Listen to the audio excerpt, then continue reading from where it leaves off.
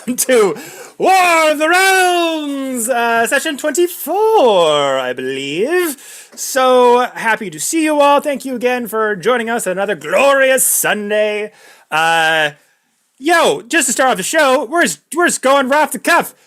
Are you going to be in Seattle? Are you going to be at Emerald City Comic Con? Well, this is your reminder to freaking get a train, plane, automobile, whatever you can, because we're going to be live at Emerald City Comic Con doing our little show, sans Chelsea, because they have an awesome thing that they are doing, which congratulations once again. It is awesome. If people don't know, they should know probably by now if it's out there. I'm not too sure. Oh yeah. We're hanging out. Okay. Yeah. Okay, good. For sure. Don't worry about me, y'all. Y'all hang out with literally the Crystal Vanguard. You know, they're the fun ones. I'm just doing business. It's business. No work. Laying it down. But yes, we will be there doing our show. So I think by the time this comes out, we'll still have a couple weeks left for you all to get tickets and make plans. If you're in the area, please come. We would love to see you.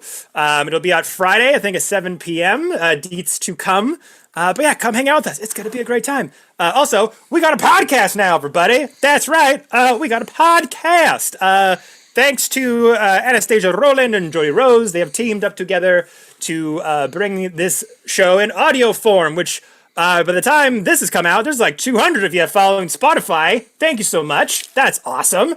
It should now be out on all the platforms. Your Apple podcast, your Amazon podcast, your... That's it. A lot of podcasts. That's it. No, it's on like Good Pods and Cast Pods and all the other Overcast. Yeah. But it's a session 26, and also we only have 5 days to buy tickets for Emerald City. So this is your last chance. Oh, damn. This episode. Is it session 26 now? Yeah. Well, I'm stupid, everybody. I am not stupid. No. Just go. Get there. Do it. With all that out of the way, my intros are great. Let's get this party started, everybody. So grab your favorite drinks. Grab your favorite sets of dice. And let's once again dive into another session. Dive into a session of War of the Realms.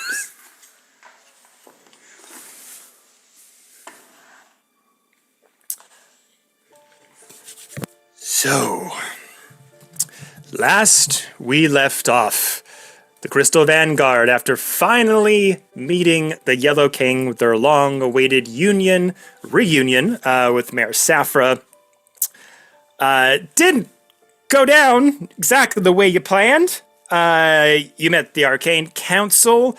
You parlayed with the Yellow King. Lots of great questions answered, some a little bit baffled from the Yellow King, some things you brought to their attention that they were not even aware of. And all seemed well and good. There was parlaying of a possible alliance, you being representatives of the Astral Citadel. Important documents were exchanged, badges were given, the promises of armoring you up and weapons to be had were possibilities. Trying to root out this far realm influence and possibly investigate what other kingdoms may have been corrupted or taken advantage of in this crazy time. As the meeting was kind of winding down, the Astral Citadel Council had left, and you're in the room alone with Saffra and the Yellow King. And it was at this point, just before you're about to leave, that Saffra shouted out, "For the returner," shoving some kind of parasite into the Yellow King's mouth, taking them out almost immediately, and a battle ensued. Saffra's body changed into this alabaster-skinned, white-haired creature, humanoid-looking, summoned a portal with all these far realm, creepy bug-like creatures spilling out of it. It was a hard fight, y'all. Saffra's staff that was made of gnarled bark and crystals growing out of it not only hit you with tons of psychic damage, but also did added effects like stunned and frightened, and holy crap, it was a lot. You're welcome. But after everything was said and done, you not only got the Yellow King away from this malformed, transformed Saffra, but you're able to shut down the portal. Not before Torben throwing a spear at Safra, hitting them with a push attack, hitting them through a window and smashing them out into the cityscape. This then revealed to you what was happening outside the walls of the Astral Citadel. Plumes of smoke in the air, chaos going on all over the place. Citizens and villagers fighting one another, Spellblade guards trying to fight off hordes of doppelganger creatures. It was insane. But you had summoned your crystal dragon friend, who is now, you now know his name is Callistra. And you rode on the back of this crystal dragon, took the Yellow King with you, and got out of there. You had asked them if they were aware of where the location of the other crystal dragons possibly were, where their den was, to help free them. And you rode across this insanity all the way to back into the grove, back into the forest. And as you came across this opened cavern, it looked like it was a reconstructed mine shaft of some sort. As you delved in further, you heard a grouping of voices off in the distance near sort of a light source. And Clara, transforming into a little crystal spider, made their way over across around the bend to see what was there. And it was a group of Dragonborn, calling themselves the Obsidian Brotherhood. They were there seemingly to try to free these dragons. It's part of their denizens, of course, their people. And there was some sort of arcane lock that was holding them in that they couldn't figure out. It was at this point that Rala, knowing Draconic, hearing them kind of go back and forth, decided, you all kind of grouped together and decided we should go forward, we should make ourselves be known. You did, hands up. The Dragonborn turned around and were immediately standoffish.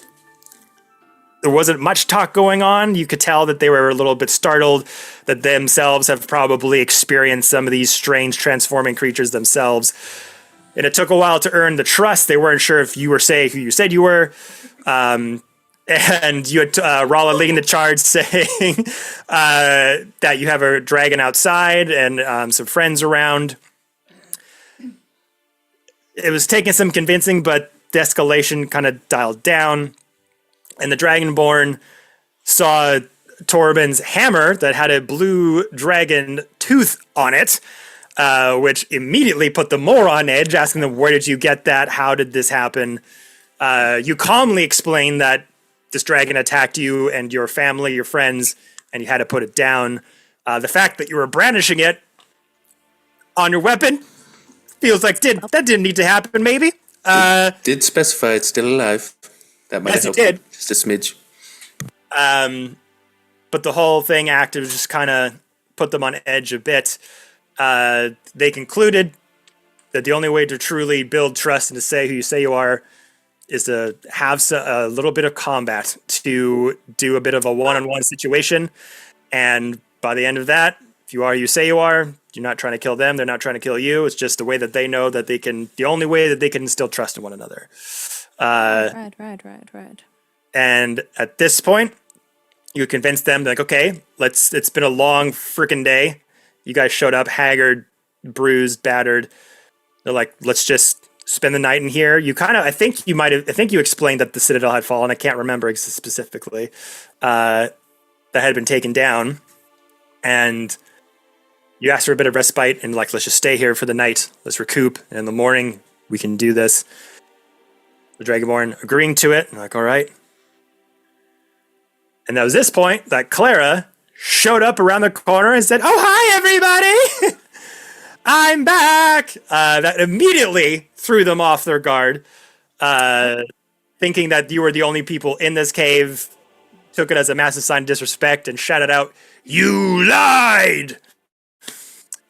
And this is where we pick up our session right now.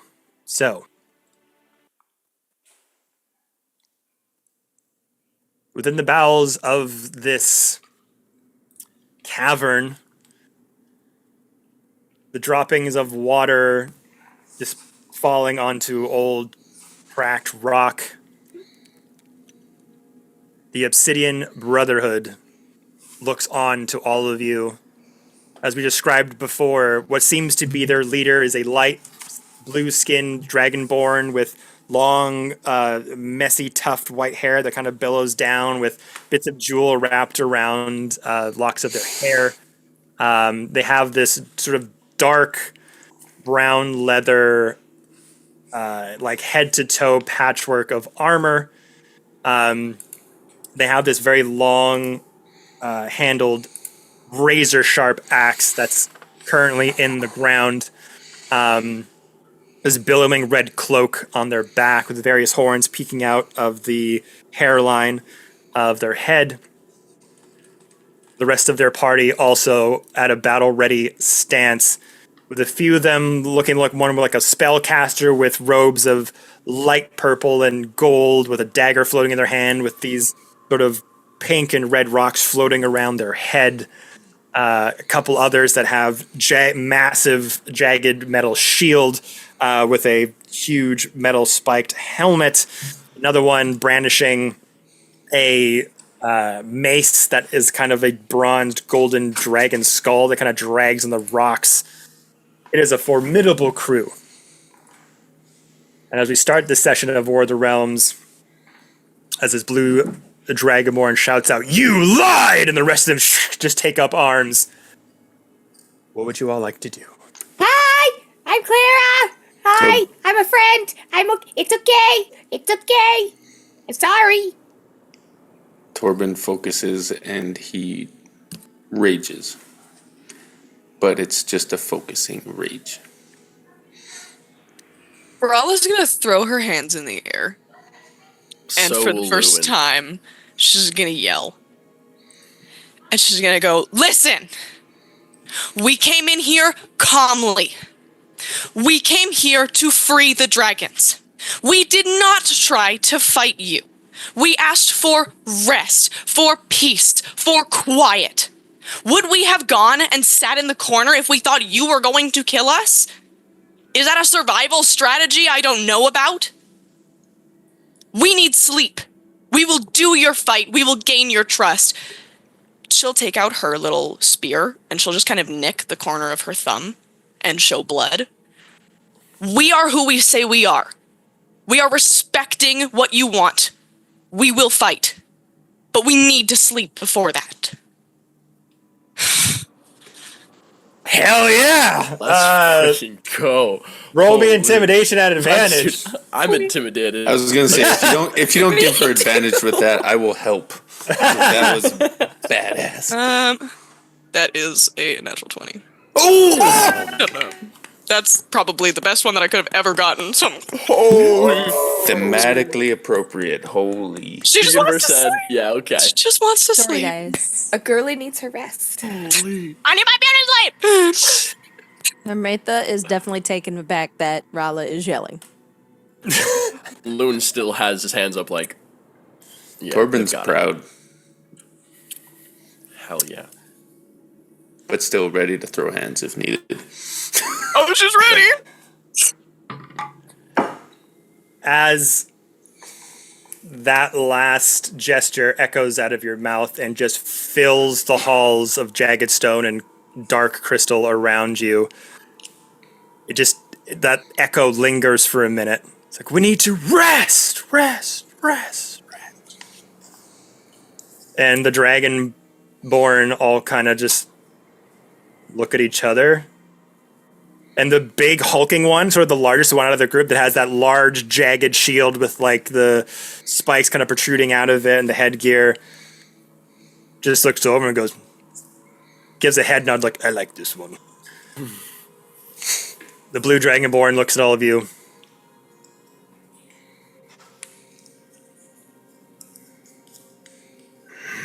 Doesn't say anything, just turns around and goes back. "We'll discuss this in the morning." The rest of them kind of huddle up and go over. Wait! to use your outside voice, Walla. Well, I was just gonna lay flat and she doesn't even have a cloak to cover herself with. She's just gonna lay flat on the ground. Thank goodness, I'm exhausted. Someone handled that. As much as I like throwing this hammer around, I am quite relieved. I still got bruises and puffs on my face. I don't look good at all. Yes, I have pains I don't remember inflicting upon myself. Ow, ow, what happened to me? For some reason. How did I get here? Did I? I didn't feel in control of myself. I look around this cave and I start trying to find a place to zhuzh up for sleep if this is where we're staying. Yeah, so it's a fairly wide open cavern, lots of space around. Oh my god, are they in here with us? Like they didn't go anywhere else? This is awkward. Fine. I picked this side. We literally get a corner. Are there I'm other here. rooms? You just Is say there other rooms, Kev? Or no. I mean, yeah. If there's shrooms, Clara will find them. No, absolutely not. This is it. So I will say the caves you're in, there's sort of an illuminated part to it, obviously, and then the bars that contain dragons are sort of 20 feet from where you are in a curved direction, kind of carved in the side of the rock. And there's a bit of water pooling in a few directions, has kind of this phosphorescence glow to it a little bit that kind of shines off the crystals that are surrounding it. There's a few torches laid down where you are, so it kind of has this orange-yellow glow in the middle of the room, and then it kind of drifts into a dark and light blue colorations as the water kind of picks off from there. So there's just kind of areas to kind of to lay bed rolls and things for the night, but there's not rooms or anything. It's just kind of one big open space. How do the dragons in the cage look? They're kind of just chilling in there. Yeah, they are. Well, actually, make me investigation perception. Will do. All right, I'll use. You said investigation or perception? Yeah, whichever one you want. I'll take perception. That's a 21. Oh my god. Got a +4. Bro's peering. He's looking. Yeah. So they are speaking Draconic to each other. So what they're literally saying is hard for you to understand, but through the body language, the social cues that you get from them, they have respect for you and your group through that exchange with Rala. That kind of just set the tone for everything. Showing them blood, huge part of that exchange. You, not only through your words, but through your actions, were just we are who we say are, quit fucking around with us. And they are respectfully doing so. So they, every so often, just kind of talk to each other. They're sitting down, they're laying their bed rolls for the night. Some of them just sleeping on jagged, solid rock. The big sort of hulkish looking guy is just has his tattered, ripped gray cloak wrapped around him. And he's just laying on a bed of sharp stalactites. But every so often you see that their leader, the blue-skinned dragonborns, every so often just takes sort of a dull rock and is sharpening that razor sharp battle axe, and just so often just kind of looks at you guys through the furrowed brow. Just keeping an eye. But they don't seem maniacal. They don't seem like they're plotting at all. They're just kind of talking amongst themselves, and every so often they just kind of give a little side eye to you just to see what you guys are doing, and then go back about their business. Valid feelings on both sides. I'm gonna look for the party and Luna's gonna go, do you think we should tell the Khaleesi up there? Because she's still with the king. So I'm not sure whether or not we should go up there. Well, I told her what was going on while I was outside.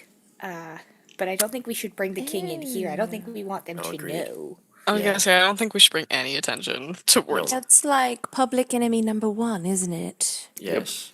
Yes. Okay. I'm a Keep bit them worse up for there. wear. I just need to Relax.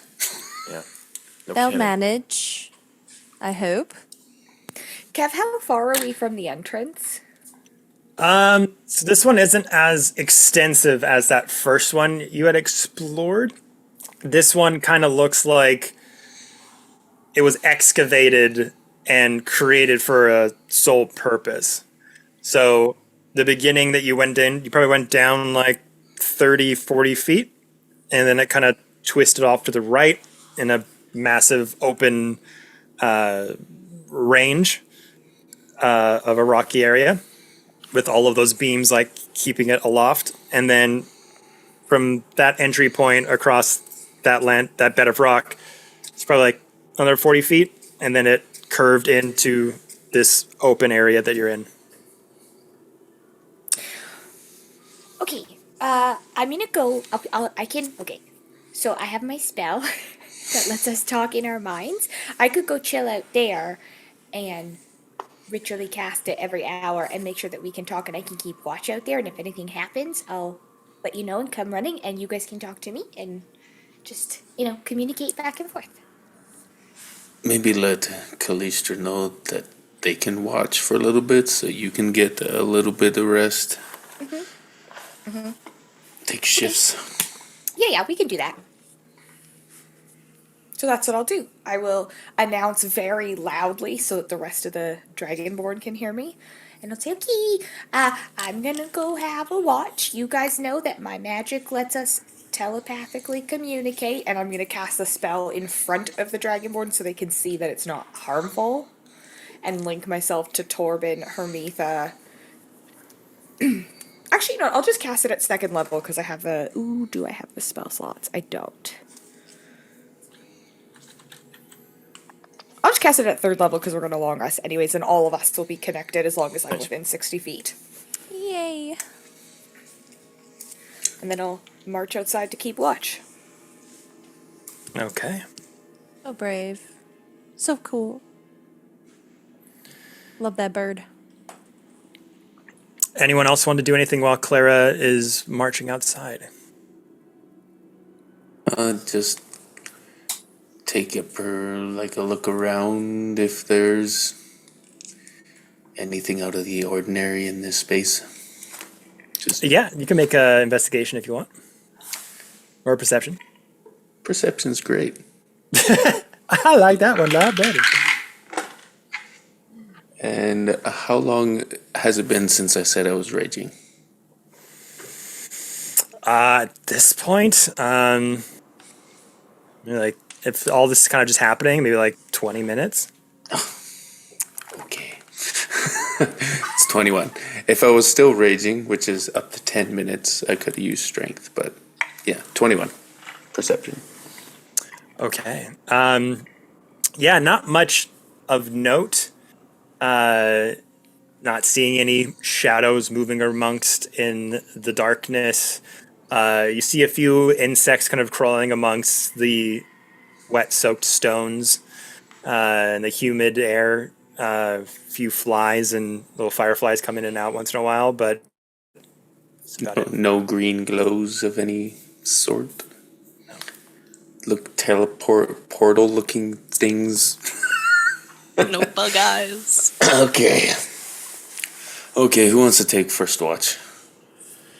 Rala is curled up in a ball trying to learn how to sleep sitting up. Okay.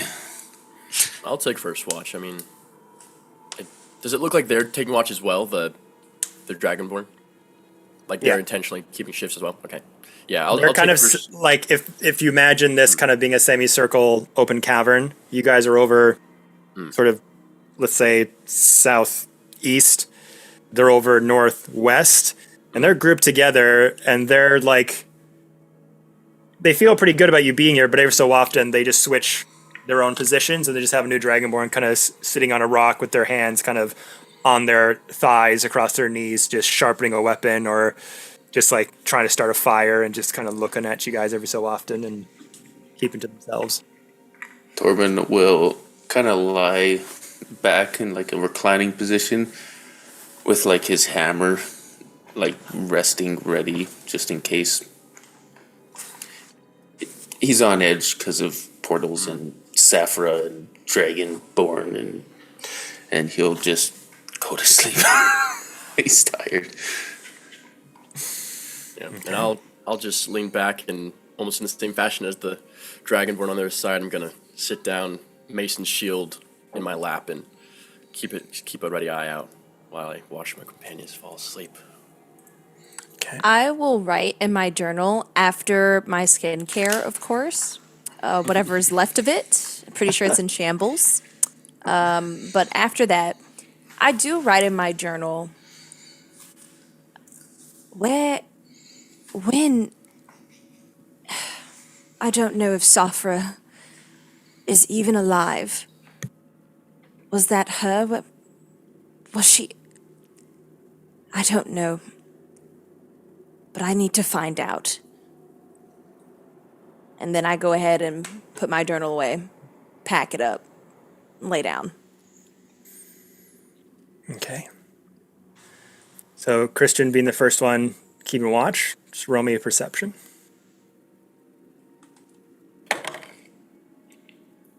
19. 19. So you are the first one up. You see this sort of orange glow coming from that other part of the cave as Hermitha and Rala and Torben all start to make their bed. We'll get to Clara in a minute being outside. As they're all kind of lay down their bedrolls and put their heads down to the pillow, you kind of are looking at the Dragonborn group over there for a minute. You kind of put your head down, just kind of in thought of everything that's transpired. And then you hear something cracking on stone on the bedrocks, kind of like right behind your periphery. And you look over, and it's the Dragonborn that had that sort of pinkish hue coloration with the sleeveless robe that was light purple and gold patchwork on it. And you just see a hand kind of coming out to you like this, and it looks like, oh, I'm so sorry.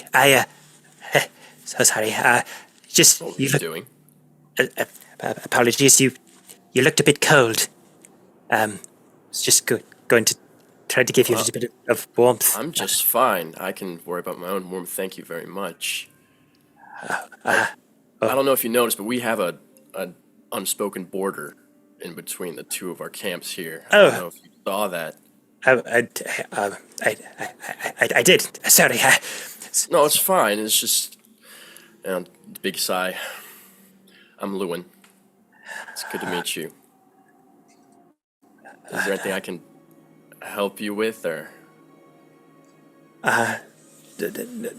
No. My name is Nix. Thanks. And it's nice to meet you, Lewin. Sorry, I've never gone out the borders of the Embercrest Dominion before. I don't really get to meet a lot of people. I didn't mean to offend. I'll go back to where I was. Oh, well, that's all right. Well, here, I'll get up and kind of walk to a midpoint between our two camps, and I'll say, "Come sit." Okay, all right. Are you sure you're fine? You're not cold at all? Oh, I'm fine. I've been in colder places than this, Nix. Believe me, it's all right. All right. So you guys looked a bit banged up. You saw a lot of action out there. Oh yes, we did. A lot's going on out there, but I think you'll see that we're both on the same side here, and hopefully by this time tomorrow we'll be, I don't know, somewhere warmer. Excuse Drakon over there. He's just looking out for all of us. He has for some time. I'm kind of the newest member of the Obsidian Brotherhood, and I'm still trying to figure out how it all works. Your friend Rala is quite a specimen, eh? Oh yes, that's if Rala speaks, that means you're in trouble. So I don't know if that came across, but yeah. There's not much that can shake all DR out there, but their words, I think, shook the rest of us as well a little bit. That's no worries. I do have a question for you, though. As you know, tomorrow morning we've got a bit of a scrap going on, and you know who you got? Who are they picking over there? I think I'm not too sure. I think that's what they're kind of trying to decide. I think they all want. Right, okay. They all want a bit of a try. Make me a persuasion check. All right. I kind of like this guy. He's funny. As he's talking to you too, he keeps wrapping his elongated sort of fingers and claws in his robes, and he kind of like is twisting them around, like he's very nervous, kind of like talking to you a little bit. Lewin rizzing up this dragonborn. Oh my god! I just got a nat 20 on my persuasion, so Hilarious. We Love totally need these out of combat. This is great. please. Who rolled the one last time? I gotta know. Yeah, Lewin's is oblivious to, even this guy being nervous. But Lewin's just kind of like thinking about the fight tomorrow and is like, I'm going to get some information out of this guy, you know? So yeah, that's a President business. Mm-hmm. Yeah. all business. I don't know what this robe curling is all about. We'll see. So as he's doing that, I think Drakon wanted to size up Rala for himself, but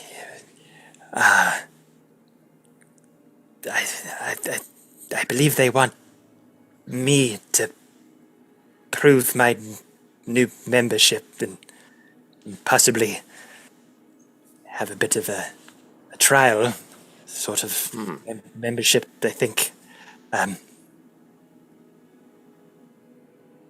Can she... What, Spit it out. You can do it. Will she rip my arms off? Yes. Like somebody. Yes. Quite frankly, yeah. Yeah. Okay. Just that from the vibe that I got, it seemed it looked like she could like rip limbs off people, and and she's done it before. I've seen it. So. Really? Good time to point out that her corset is made of mind flayer eyes. It's metal, full of mind flayer eyes. You see those eyes over there, and that little corset there. But what she's wearing, yeah, that's these things right here, mind flayers. Plucked them out herself. It's true. Oh God. Mm-hmm. Yeah. Great.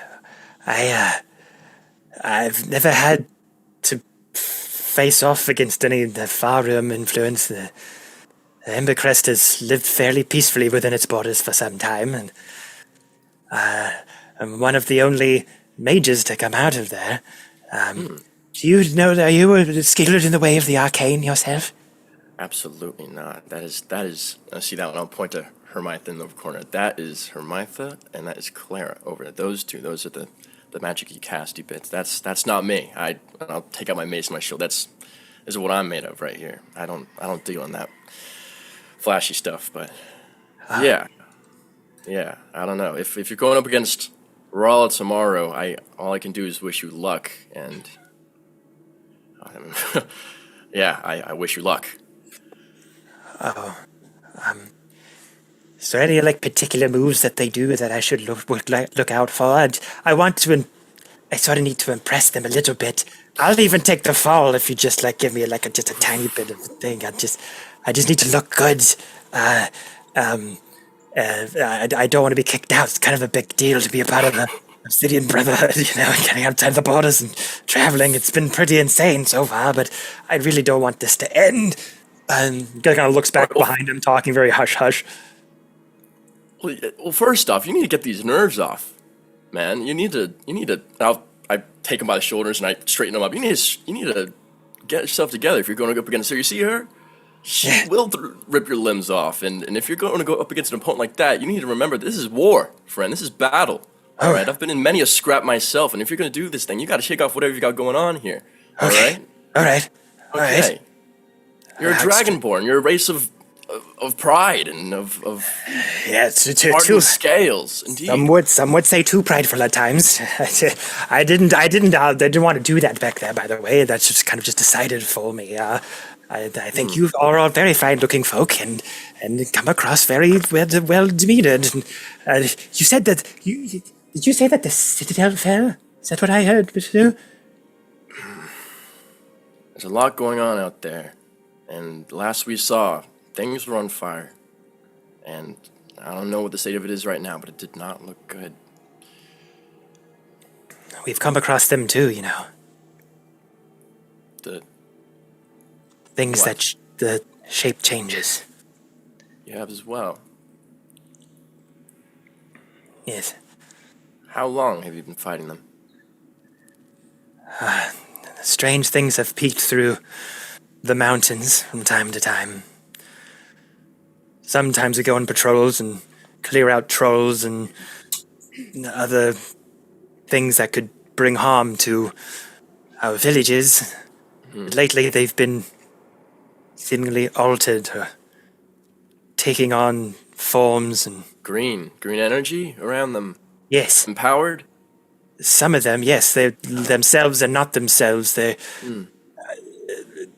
act strangely as if something else is in the driver's seat, so to speak.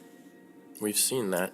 We've seen that ourselves, and we've seen a lot of it, and you've been fighting them, and do you know anything about where they might come from, or anything else, or is this just skirmishes?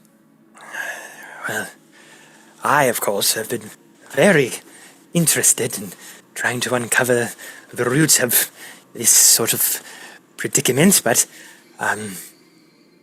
we have, our people have other focuses right now. Our ancestors have been hunted, as you've been made aware of, and been made trophies, and well, this wrong needs to be righted. There you go. We need to Indeed. establish ourselves as a people of this world, and not to be taken advantage of, or to be held up on a wall for sport. Yes, see, the way that you sound right now, when you talk about your people like that, and the pride for your ancestors, that's what you need to bring in tomorrow morning, all right? And that's what I want to see tomorrow morning when you go up against Rala, okay? It doesn't matter if you win or lose, but if that shows through, you would have won. And here, and I'll put my finger on his heart. Okay. Don't hold back. Not at all. All the way through. That's right. Use the full power. That's Adir. Okay. I will. That's right. I will. Thank you. I know that these ways aren't always the most welcoming to other people, but it's what we know, and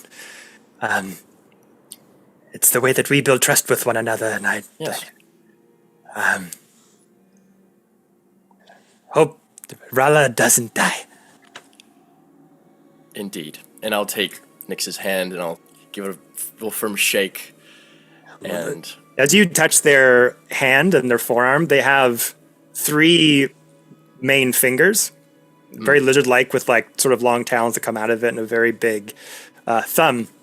And as you kind of grab their hand, there's that sort of dry, warm, lizard-like skin that you would kind of have felt kind of before, like when you're holding just like a normal lizard. But there are these sort of crystallized shards that kind of embedded into the scales of them as well, and kind of give off this glowing light pink, reddish hue. And they kind of take their hand away and like, yes, nice to meet you. So see you in the morning. in the morning, Nix. And those All right. little chunks of crystal rock that are continuously darting along their head. You kind of turn your head away for a moment, kind of look back. They're already over at the other side with the dragonborn, not even made a sound.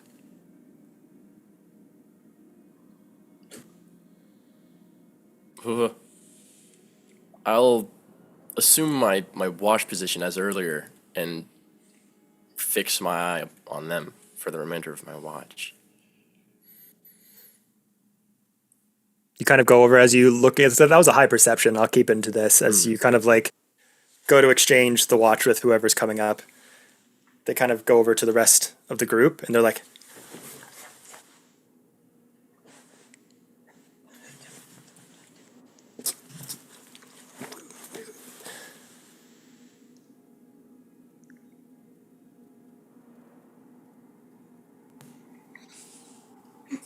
Interesting.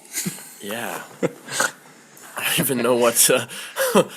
for the podcast listeners, because I just realized this is going to be an audio form. As Lewin's looking over at this sort of pink-hued, nervous spellcasting dragonborn, he's conversing with the rest of his brotherhood and enthusiastically like doing like sort of stabbing motions and like weird like mimicking incantations and like that are kind of like aggressive. Then he looks over at Lou and just gives like a thumbs up and is like, "Thanks for the advice," and just like keeps going back and doing it. Oh no, I might have given him too much heart. I have full confidence in Rolla, by the way. Like that's Oh, like, good. Enough for full both of confidence. us. No, I think Rolla's got it, and I'm just kind of visualizing that kind of duel in the morning as I exchange the watch or whenever is switching out. Okay. Who's taking watch next? Actually, at this point, we'll transfer over to Clara. So Clara, as you're kind of taking those steps, those crunching rocks underneath your bird-like feet, approaching up to Calithra, who, as we had described last session, had kind of transfixed their form to be this sort of translucent crystal formed with that kind of looked almost predator-like as their visage almost looks invisible to anything that's kind of that's curled around and like refracting the light. What would you like to do? Well, if I may, as we pan out to the outside, and I would say that the rest of the team hears this as well, given that we are all psychically connected. You find Clara singing a song to the king and to the dragon, and she's trying to inspire, and she's going, and the baby's gonna be bad, bad, bad, bad, bad, and the fighter's gonna fight, fight, fight, fight, fight, just shake it up, ooh, ooh, ooh.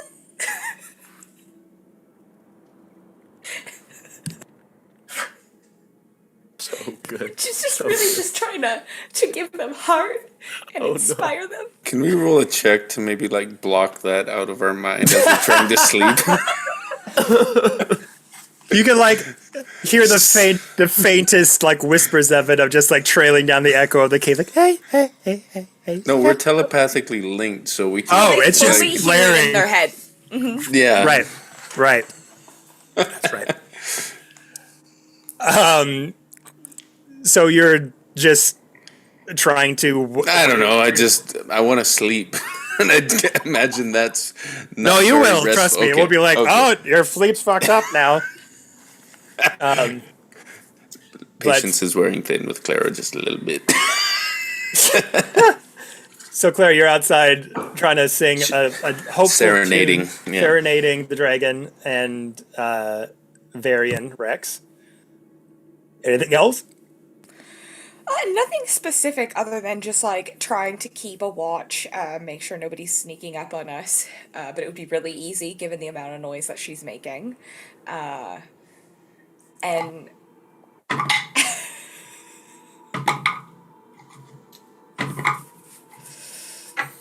Now what? 4 rolls he just did. just like making them all up. Yeah, so she's gonna be like keeping her eyes out, and then she's gonna, once the song finishes, she's gonna start talking to the king and just say like, so, don't know how much you caught in your state of unconscious, but we're gonna free the dragons, and then we're gonna take you somewhere safe. Where do you think we should go with you? 'Cause you can't come with us. So King Varian still has their faceplate is off. Their elongated beard and scraggly thin hair off to the side. That deep blue cloak and brass and golden adornments with yellow stitching around it. Sort of huddled as you kind of go up to Calithra and you guys sing that song, and their wing is kind of covering the body of Varian, and as you kind of like, hello, Calithra kind of just looks over to you and kind of raises the wing so they're, you're able to look at them. And he's still a bit out of it from that transformation that was kind of occurring. You kind of wake him up and he's got his robe kind of over him and he kind of leans over and those veiny lines coming out of his mouth that the parasite tried to invade are still faint. They're still there, like traces of them are there, but they're slowly going away.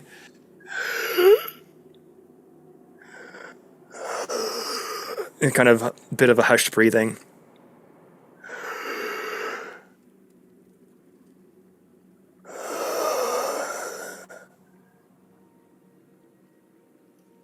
The Onyx Kingdom. Our friends in the Shadowlands in the north. We have an alliance with them. I can be housed there.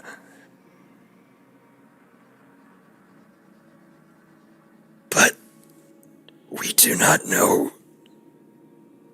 how deep this corruption goes. I fear I may not be safe anywhere.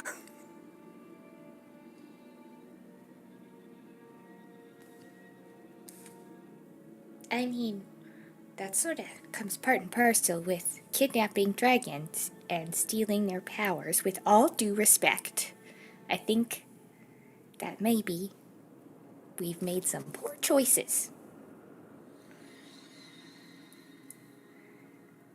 I'm sure that you have one safe haven that you can go to. I do trust that you are a very intelligent man, that you have worked very hard to get here,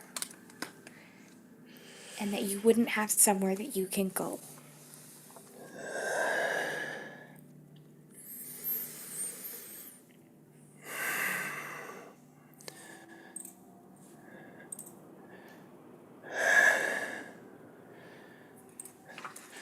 Leave me with the dragon, and I will take myself somewhere safe, away from all this, a chance to regroup and plan our next move. Interesting. And how can we know that we can trust you with Callistra? She's our dear friend. And as I have so previously pointed out, you have not been the kindest to her. I want to make sure that she comes back.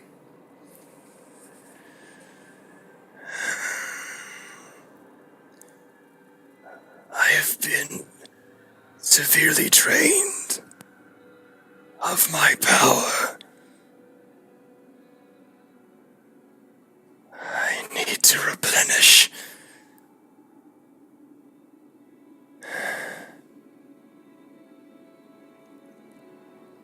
If I can refill my strength, I can take myself to refuge.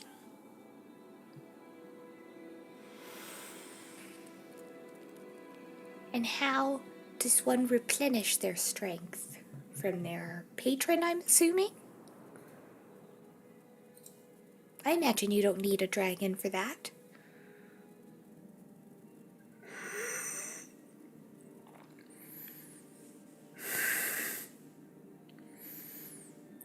Do you have any means of transportation?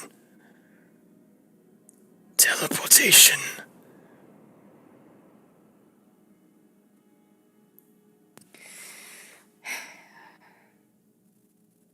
Teleportation where? On this plane? Or to another plane? Make a persuasion check.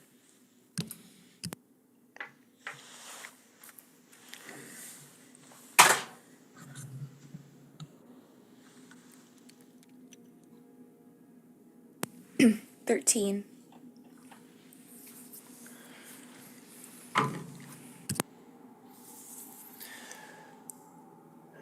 Not to a plane.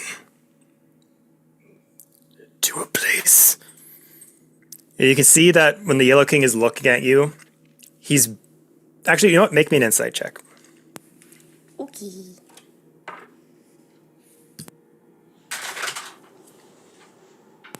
Same roll, but I have a better modifier. 18. 18. Oh, that's good. So, this once all-powerful ruler of the Arcane Dominion may have still a few cards to play. Currently trying to figure out which cards those could be.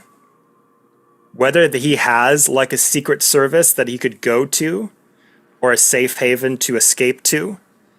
You can see that he's like a bit hesitant to reveal that at this moment if there are those around. Still taking in what's happened just like in the last hour. But he looks at you, and that guard kind of starts to falter a little bit. It's just like, what other options are there? In their eyes, that looks like they've lived many, many lifetimes before. You can see aging happening, starting as you've been speaking to him. The crow's feet around the eye starting to get larger and starting to spread. Creases inside of the face, around the smile lines, around the mouth. Why are you laughing? As I see that, can I touch him and cast Spare the Dying? Okay. Full flavor, full flavor. No way. Hang on, you look like shit. Let me just. Oh my. Is that what you How do? much of an If You he know- lets me, like I it has spare the dying on me for looking old. I'm It's a rainbow I'm bird. killing myself, man. That's literally killing I am myself. gonna be dead, dude. I'm just gonna take me out. 60 psychic damage. she'll reach out and give him a chance to stop her if he does. But Okay, just hang on a sec. You got a little something. and she'll try to like boop him in the wrinkles. Boop him in the wrinkles. I need a shirt. You need little magical Botox. It's just the magic. Hey, we would all take the magical Botox if it existed. Okay.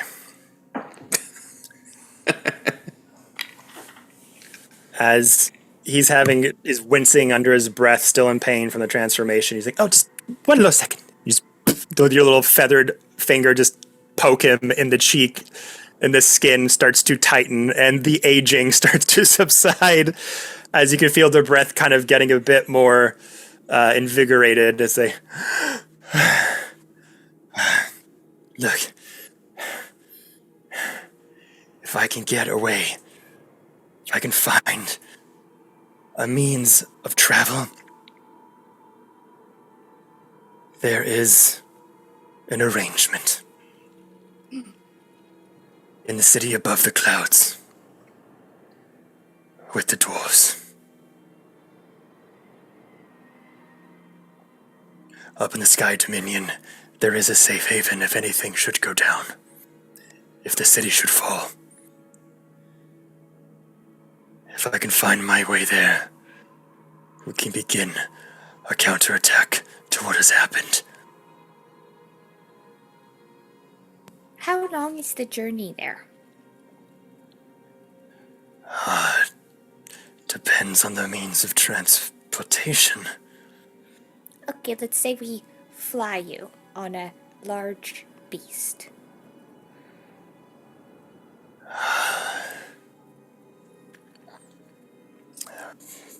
Depends which section. Literally, I just want to get you there as fast as fucking possible, leave you, and turn around. God. It takes 5 or 6 hours. Okay. Let's make a deal. I have to talk to my friends about this. In good conscience, I cannot leave this dragon in your possession.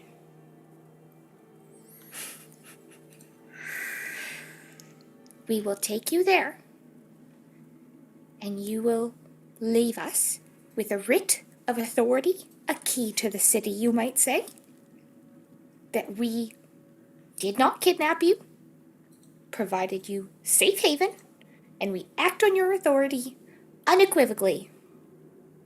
And then we take the dragon with us. Just kind of looks up at you. The crystalline dragon head that kind of curls around to look at him, and the translucent body becomes material once more as the dragon just furrows down the brow, giving them an indication of like, you might want to do what they say. Oh, and also, we want those sigils of communication.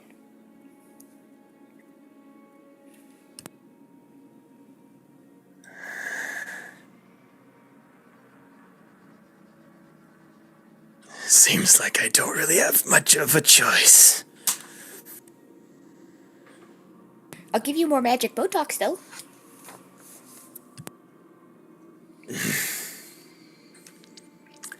Thank you. That I'm all right.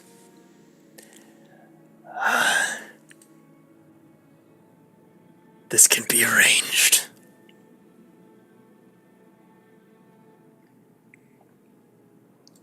Sigils of communication. And I will tell my people that you had nothing to do with the fall of the Citadel.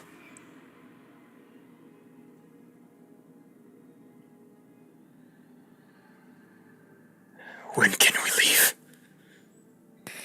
In the morning. You need to sleep. I need to sleep. Everybody needs a rest. We need to be fresh. And I promise we'll take you there as soon as we leave here tomorrow. As long as my friends are okay with it. I can't. I do things sometimes they don't like, so we gotta make sure they like it. Very well. We will travel to the Skye cities in the morning. Okay, do you by chance know how to speak dragon? Yes. Okay, so I'm gonna take watch for the first 4 hours, and then I'd really like Callistra to take watch for the next 4 hours. I think you need to sleep the whole time, and in fact, we're probably gonna cuddle so I can make sure you don't leave. Can you ask her if she'd be willing to do that?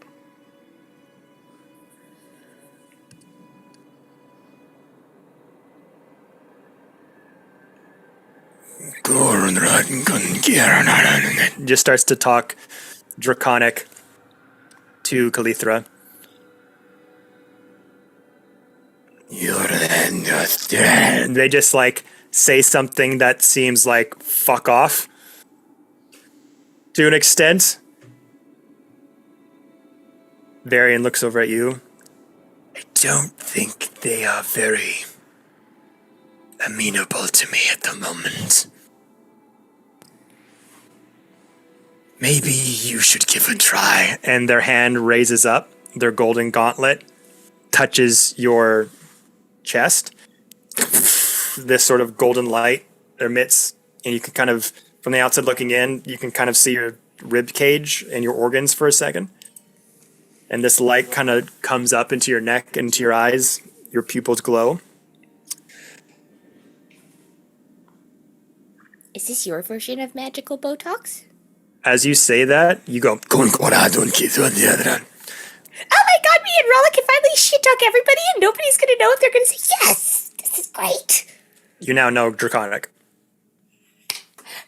So I'm gonna turn to Callistra And say, "Oh my God, I've been wanting to talk to you for forever. I'm Clara. I'm so grateful, and I just love you, and you're so pretty. And okay, I have to sleep. I'm gonna keep watch for 4 hours, and then can I wake you up and you'll keep watch for 4 hours, and we keep this guy on the ground, and we'll make sure he doesn't hurt you."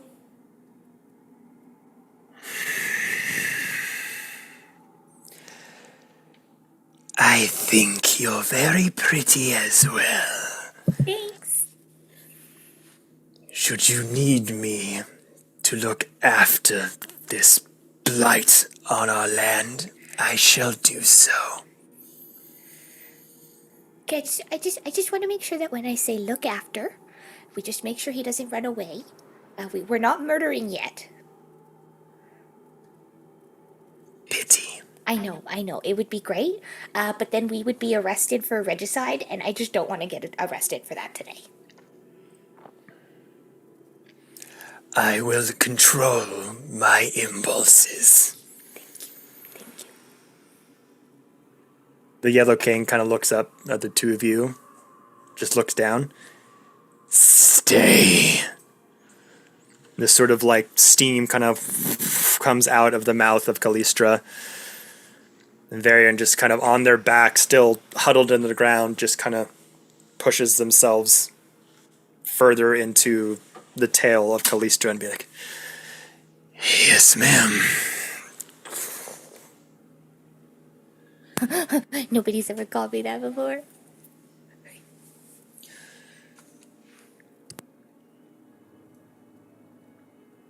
All right. So you got Callistra making sure that Varian does not go anywhere. Keeping an eyeful watch. Okay, I will keep the first 4 hours, if I may. Okay. So make a perception.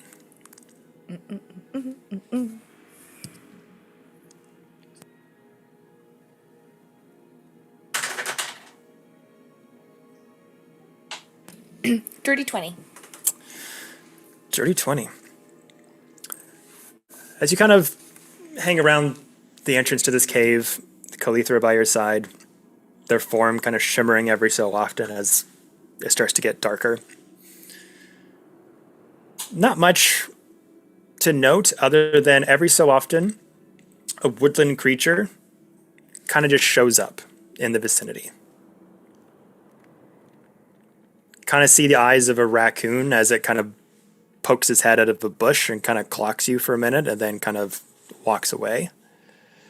Pair of squirrels coming up from a couple tree lines. They kind of scurry up the side of a large trunk, kind of make their way up across a branch, and they're kind of just looking at you. Look at each other. What are they saying? Because I technically canonically have speak with animals all the time without a spell slot. The raccoon didn't say anything, just kind of looked up at you and just kind of wandered away. Make a perception check. See what you can hear.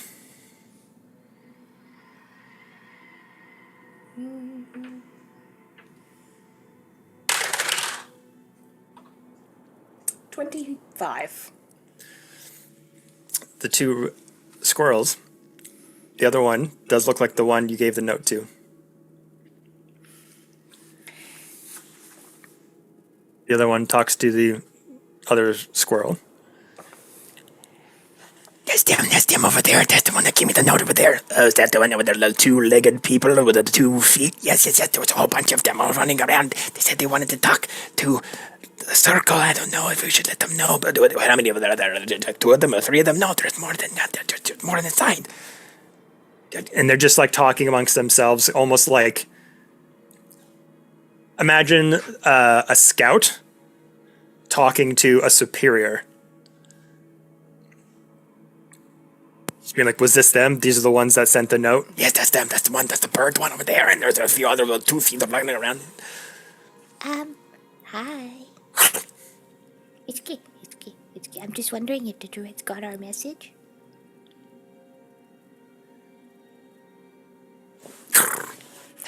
Shitballs. Is there anything I could have taken from their body language, like an insight about whether, I guess, their communication, did it seem like two people who were like they knew what they were communicating about, or it was just like, I don't know why this person gave me a note?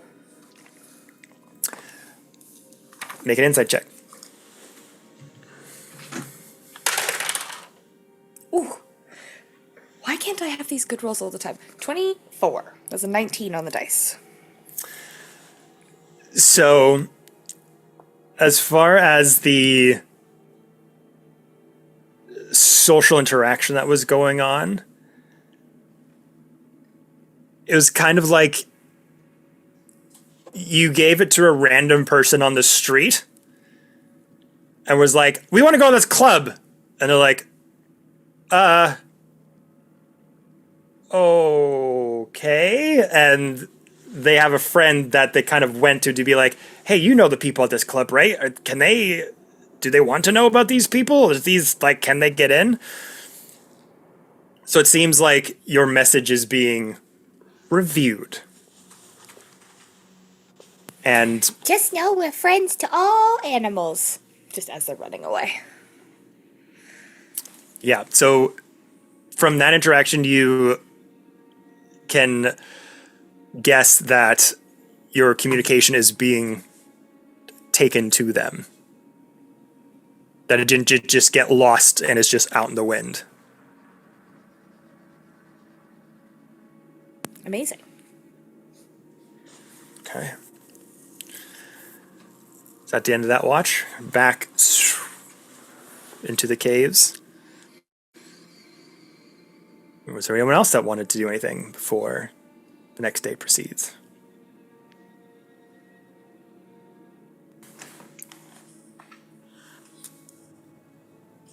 Should we take another watch, or is it going to be morning by this time? It'll be morning by this time. I'll just spend Okay. roleplay wise. If anyone wanted to do anything, they can. Otherwise, we can just go straight into the day. Zonked out. Zonked out. Okay. So, as you all kind of start to wake up one at a time, getting somewhat of a good rest as best you can, sleeping on a bed of rocks. But as your eyes slowly open, one by one, again, you kind of see the Dragonborn getting up as well. The crystal dragons in their cages in all various shapes and sizes, kind of moving around a little bit here and there. That arcane lock still holding on. Rala, as soon as you awake, you see a pinkish, reddish crystal dragonborn that's just huddled over you.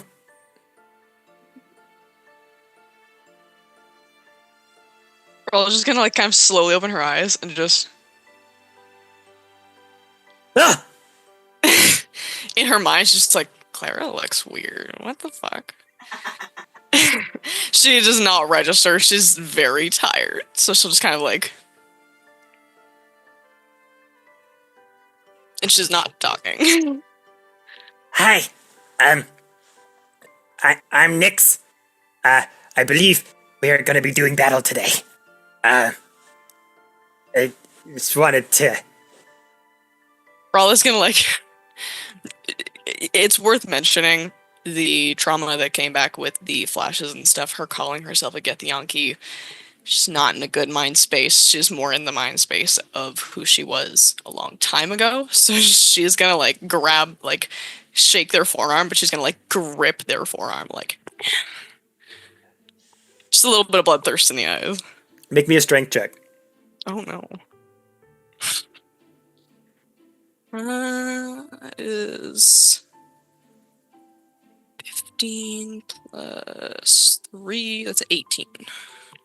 As you kind of grip the forearm and kind of grip it, the little crystalline scales kind of crack a little bit, and little hairline fractures kind of spread a little bit, and they go, Just like, oh. yeah, That's okay. I just wanted to let you know that whatever happens today, that there's no hard feelings. She's gonna take a really long breath, like it's the disassociated look in the eyes, the I remember who I am, I remember who I am, I remember who I am, and she's just gonna absolutely.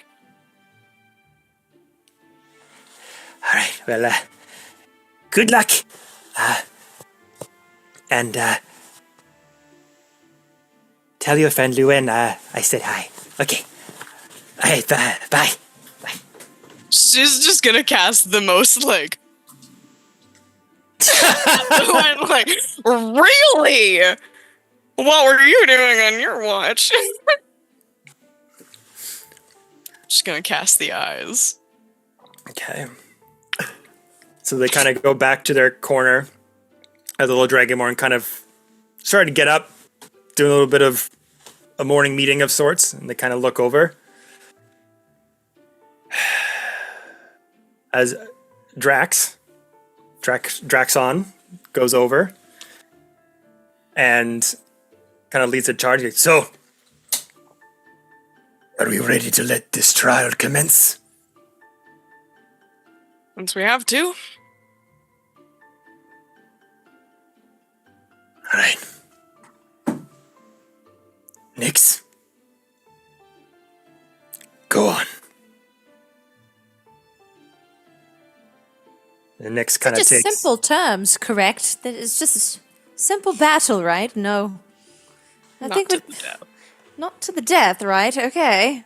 Just want to make sure. And there's no terms of servitude or anything. It's just honor. It's just honor. Right. Okay. You The break gold- any of their armor, you buy it. Is that true? Do I have to buy it? I don't really have a lot of money. Do I really have to do that? Stop it! Hold your head up high. Don't embarrass the Brotherhood. Oh, sorry. I don't care about material things. Well, after I'm done with you. Got a legend up to here. What does that mean? Are they gonna buy me things, or do I have to buy them things now? I don't... I turn around, I'm like, all right, Rala, you've got this. You found your voice, and now you're gonna show them your fists, okay? And you let me know if they have any scratches on there. I was expecting a big payday with the king, but you really let us down. Ugh. All right. Terminal. Robin's gonna look really uncomfortable because she's been wearing cloaks this whole time and now she has none left. So she's just in her clothes.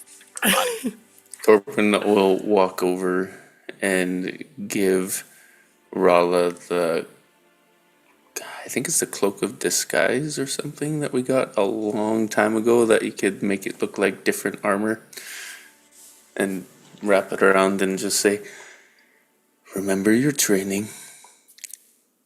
Remember who you are, where you are from, and also that an incapacitated spellcaster is a dead one. Hell yeah. Get after it, my friend. Rala's gonna take the cloak and it'll start turning into Githyanki silver armor. As that transformation happens from head to toe, that silver coloration starts to adorn your body as you step into this yellow glow of torchlight, adorned by light and dark blue coloration of phosphorescence in these muddied waters in these caverns. The dragonborn, or the crystal dragons, large and small, kind of picking up their heads, starting to pay attention as the energy in the room is kind of shifting. The moment. Okay. Remember your training. You got this. Everything's gonna be okay. Everything's gonna be okay. Alright.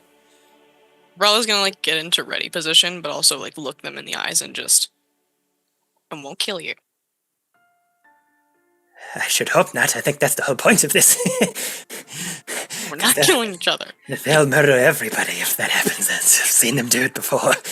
There was a time that we fought some of the shape changers, and this is how we kind of got it. Hey! Sorry. We're not supposed to talk during... Bring it on! Am I supposed to hit him? I love him. Oh, man. Okay. And as they kind of like sharply get up a ready stance, almost like a bad like B-movie karate film, they have their hands pointed up straight over, and the blue-skinned dragonborn just walks over slightly and just like lowers one hand down and just like puts the other one down lower. Just has them more in like a boxing stance than just like hands up beside their head. Right. Yes. They kind of square off a little bit.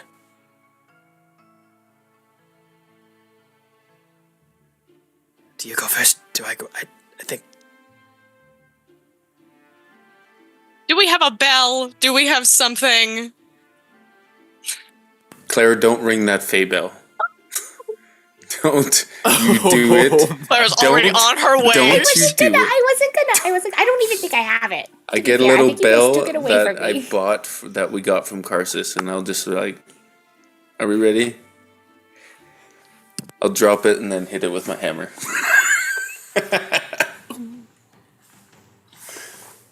Okay. Hammer, let's go. So as you all take, Ral, as you take your ready stance, your team, the Crystal Vanguard behind you, the Obsidian Brotherhood behind them, we're gonna roll initiative. So, D20 roll. Yeah. I don't get plus to this at all, do I? Anywhere? I think it's just a roll off. Just straight roll off. What was it? Did you get a 20 again? Let's go! Let's fucking go!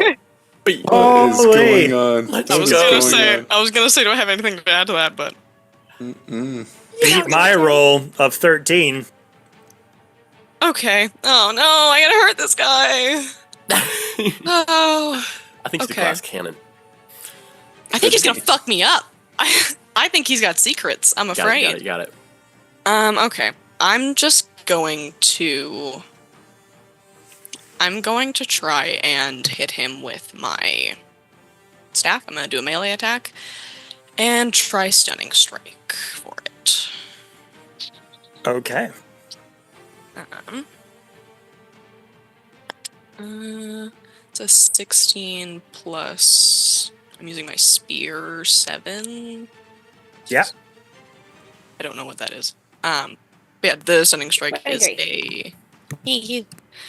the stunning strike is a con save. Okay. So that definitely hits, and then they got to roll a con save.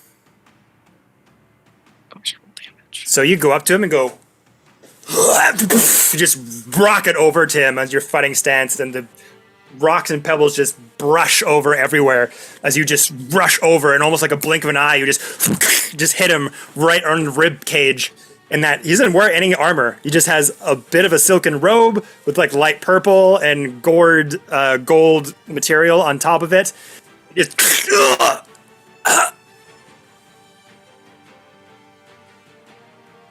He's stuck.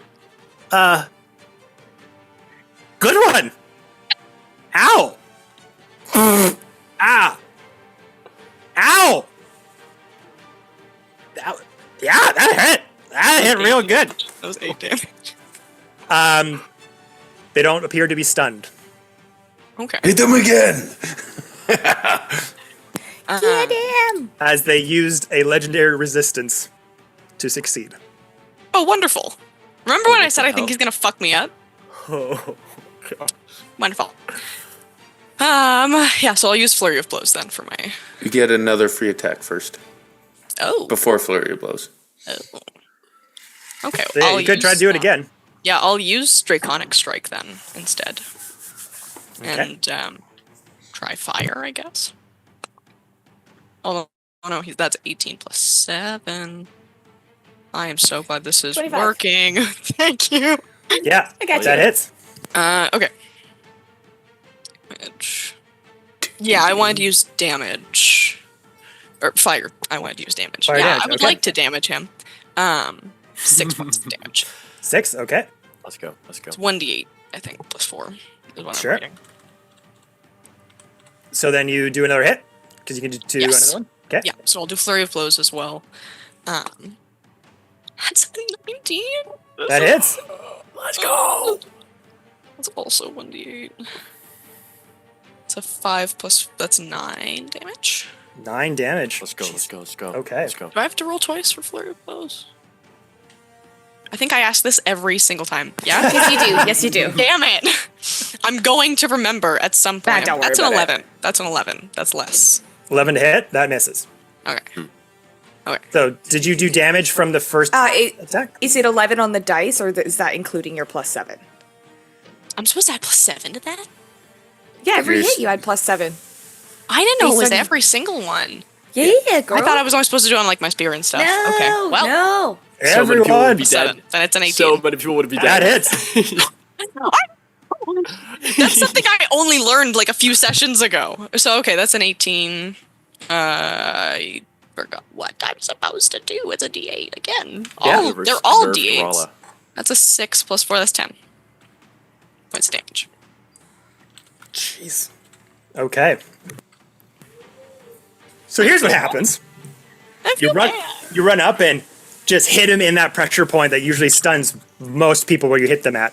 And for some reason, this hardened crystalline structure just blocked that sort of pulse to that organ for a second. So you go up there and he goes, ow! Oh! Yeah, that stung! You were just expecting him to be like frozen in place, but he's like what the? All right. Just raise up another fist and just reason all at the same time. It just falls down. Bits of his crystalline structure gets fractured. So it's like a hairline fracture in his jaw, like a hairline fracture in his collarbone. As they just reason pain echoes throughout the cave as the leader shouts out, "Get up! Yeah, right, yeah, get up, no fear, no pain." Rala is straight faced. I'm giggling because I feel terrible, but Rala is straight faced. All right, that's the end of your attacks. Yeah. Okay. Okay. Shake it up. Shake it up.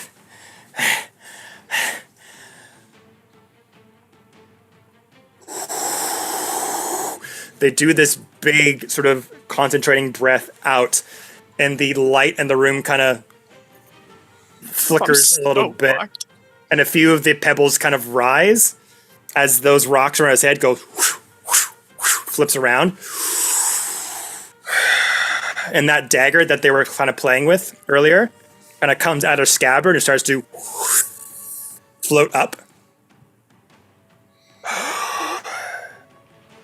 You just see them have a focus that you haven't seen before, and they kind of do their own thing where they slice with their hands, and their dagger goes off towards you. This is going to be 3 attacks. Okay. I want to use my deflect missiles for that. Battery low. It's a 10 on the first one. Good shit. Nope.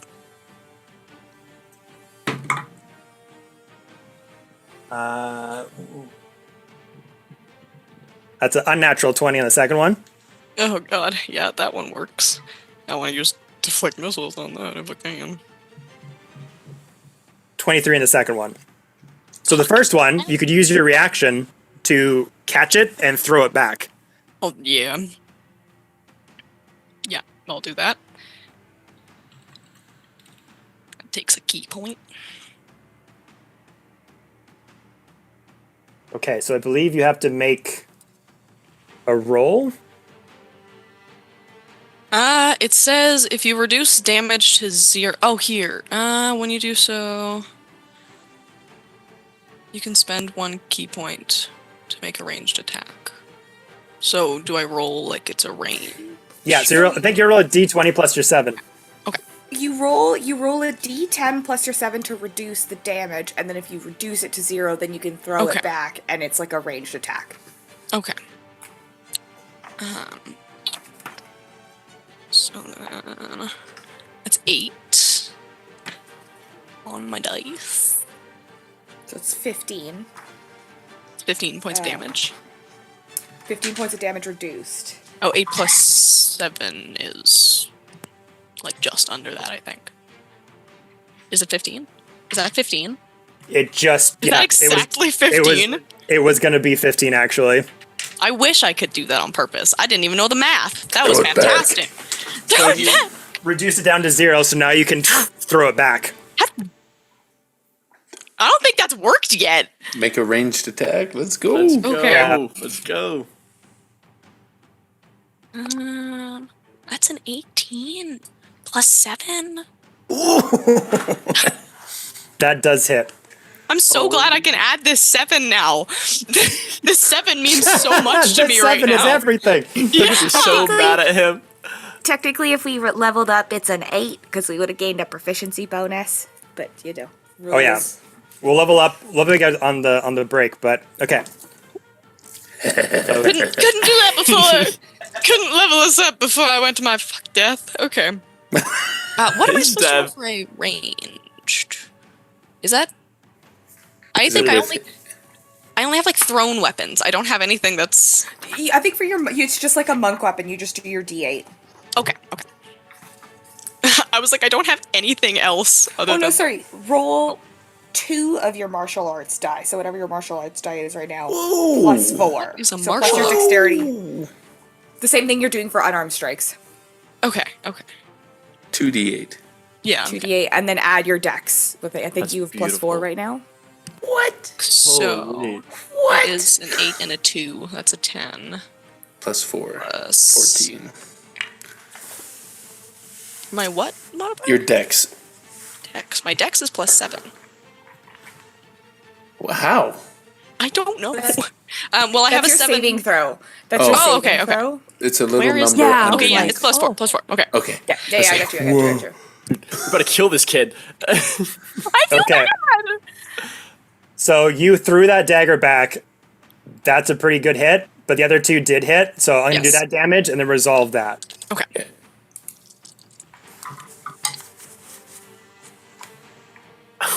Boy, Think is a blade singing wizard. sounds like It it. sounds like it.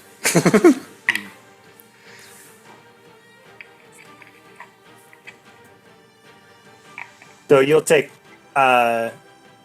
21 damage on the second attack.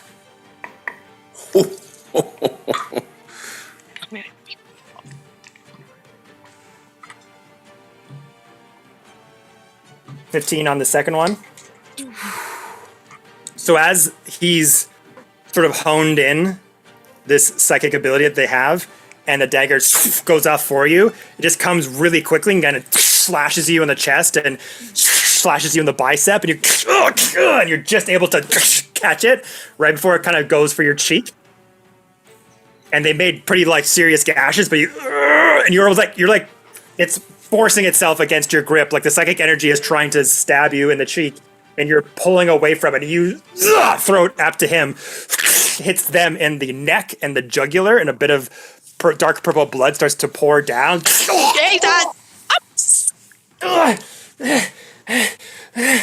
I don't want to piss him off. Oh no.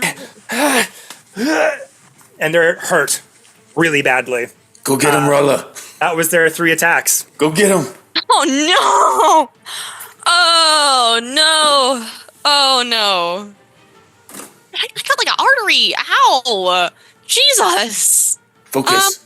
Oh Go. man! She's like, he's a dragon. Weak points. We have a cleric. We can fix it. Just I can fix it.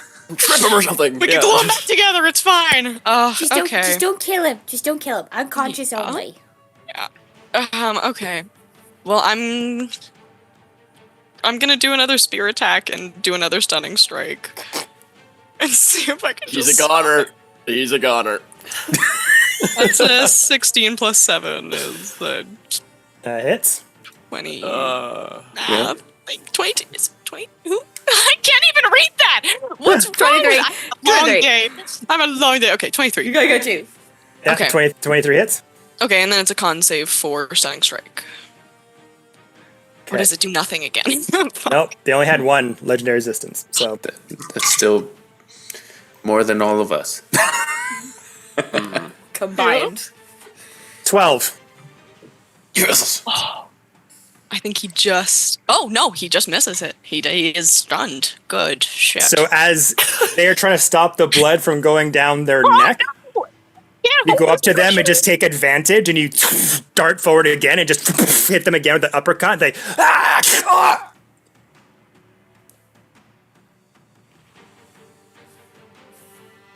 and you can just see their eyes moving. All these next So- attacks are advantage. As stressed as I am, you're gonna see Rala lock in, and as upset as I am about this, like her eyes are just gonna kind of like set in. And she doesn't have pupils. She doesn't have anything. It's just black. So it's just gonna like. She's gonna lock in, and all flurry of blows. Oh, like a Wing Chun dummy. Holy. That's a dirty 20. That hits. These are all at advantage, by the way. Oh no! I feel bad. Damn it! Don't. They Right. suck. They're That's a 16 plus 7. That's 23 because I learned Yep. that last time. Okay, That so hits they too. is 4 and 5 damage each, so 9 damage total. Plus your plus E plus. Plus my who? Plus your 7 or your whatever your thing is next to your. Is that on your plus? sheet. Is that Yeah. for damage too? Unarmed? Yeah. Oh fuck! Well, plus 7, I guess. 4, so it's an 11 and a 5 was. It was 12? 23 total. Oh Jesus! Wow. Can I just do enough damage that he looks like he's fucked up, and You then can make it non-lethal. non-lethal? Yeah, the wonderful words to use right now. Okay, so damage total for that exchange was 23. 33, 23. 23. What was I the don't first hit? It was 11, and the other So- one was 12. 223, so 46 total damage? No, I don't think so. You hit him with No, the no, spear. no, Do you 2 remember what the spear was?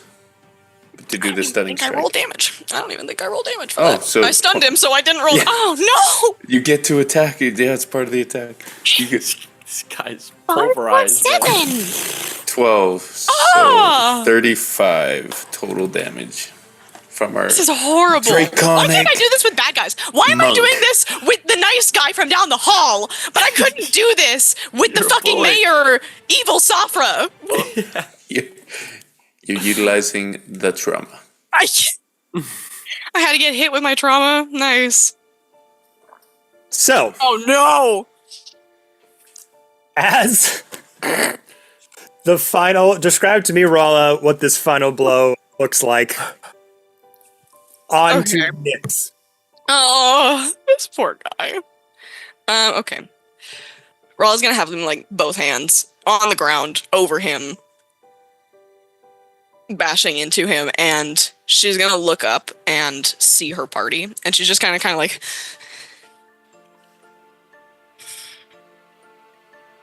and she's gonna slowly put her hand down, and she's just gonna keep her one hand on the chest of the Dragonborn, and look up at the leader and just, it's over. I trust you. And if you don't trust me by now, what do you want me to do with it?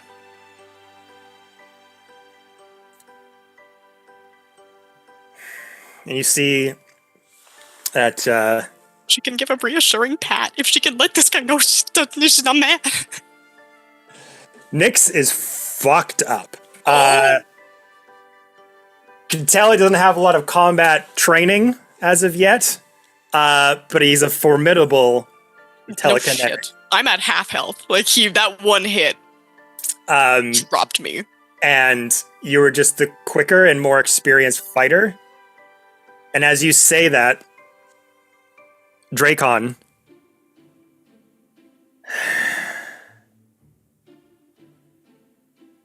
you've earned our respect. And each one of them kneels down as the Obsidian Brotherhood takes their weapons and just kind of makes this gesture, one knee down, head down, holding on the hilt of their weapons. She's gonna do the same, and she's gonna look at Hermitha and just kind of like...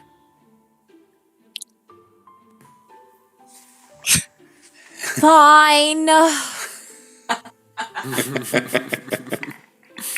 I'll walk over there. Say, Hestia helps you. I guess. Reluctantly. Nothing super, dramatic like I usually do. Hestia heals. And I'll go ahead and do a... How bad is it? He looks pretty bad. He looks right? like he's in a car crash. Like, Polarized, dude. he's got fractures in his crystalline skin and jaw and chest. Rolla's got like the A blood on the face. level heavy 1 breathing. healing word. He's got like a pretty bad gash from the blade being thrown back at them. That's like I'm not gonna be that mean. Can I take my health potion? I have one little health potion. Can I take that and give it to, put it on him? No, keep the potion. I've got it. Keep the potion. Ugh. I go ahead. I use my I'll go ahead and use my 3rd level healing word on them. Oh, it's nothing like looking at it up close. I watched the battle. I didn't know it was this bad. It's so gruesome. My lord. All right, let me go ahead and do that. That's at least... Yeah, it's 20. That's all I got for you. Sorry. Good shit. Good shit. as you go over to heal lightly the body of Nyx as their jaws kind of over here laid down on the ground. You hear the cracking and reforming of some of their crystalline skin as your energy heals them to at least to be able to breathe without wheezing. The rest of the Dragonborn kind of still have their head down, and Nyx goes... He looks up at you, Rala, as your kind of fist is up over them. You go, how'd I do? Rala's gonna put both hands on their shoulder and just... You almost kicked my ass. Do they look pretty mad? Can I tell that? Do I know? They don't look proud. I'm a get myself, man. They're very proud of this little squirt, dude. I'm gonna put my hand on the side of his face and like keep him from looking. I'm just gonna. Doesn't matter what they think. You're stronger than them for sure. You got me down just about. You're a good fighter. Don't worry about them. Okay. I think I better go back there now. And they just slowly kind of get up to kind of reach out for your shoulder to kind of help them. Yeah, I'll help the guy, please. I'll like walk him over more if help? I need to. My goodness. Oh, God. Here, come here, and I'll lay another healing word on this poor creature that everyone clearly has so much love for. We get, Little pinky slinky. yeah, another 21 right there. And more of the cracked and fractured scales start to become whole. Their jaw kind of aligns again. The bleeding kind of stops, and there's just a scar underneath their skin, underneath their scales, where Rala threw the dagger. Oh, you know, an unknown secret to spare the dying might help with a little cosmetic issue. That'll heal right up. No, if And you're ever as- close to death. As you say that, Nyx says, "No, please don't. These scars are what make us who we are. And I want to remember this day. Fine by me. And they just kind of see you just turn around and walk really fast. And they're like, okay. You are truly a spirited warrior, and I am honored to have danced in the blue moonlight in this cave today. Ralla's just gonna give him a bow and hold in her laughter as much as she can. Should I work on that? Wasn't that wasn't very... That was wonderful. You are a respectable hero. I'm still working on saying cool things after fights. I'm working on saying anything. Don't worry about it. Okay. Just kind of turn around, and the Brotherhood has their heads down. As you see them kind of limp a little bit as they walk over to the other members. Cracking of the stone, muffling the sounds of his winces as he goes towards them. As he clears up, the leader kind of raises the head up. And he gets up. And one by one, they all rise. It's a little awkward at first. You're not really sure what's going to happen. A hand goes onto the back. Well done. Well done. I've seen people die in this kind of fights myself. And just kind of like puts an arm around him and just like says, like, pretty much saying to them, like, well done, you didn't die. And some have. Good.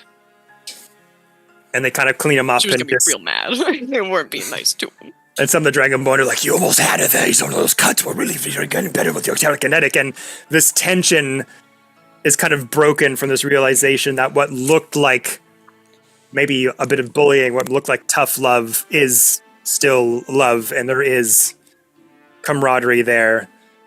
And there is supporting of what just went down. Good. And as they kind of patch him up, and they kind of turn around, is there anything you guys want to do before heading back up?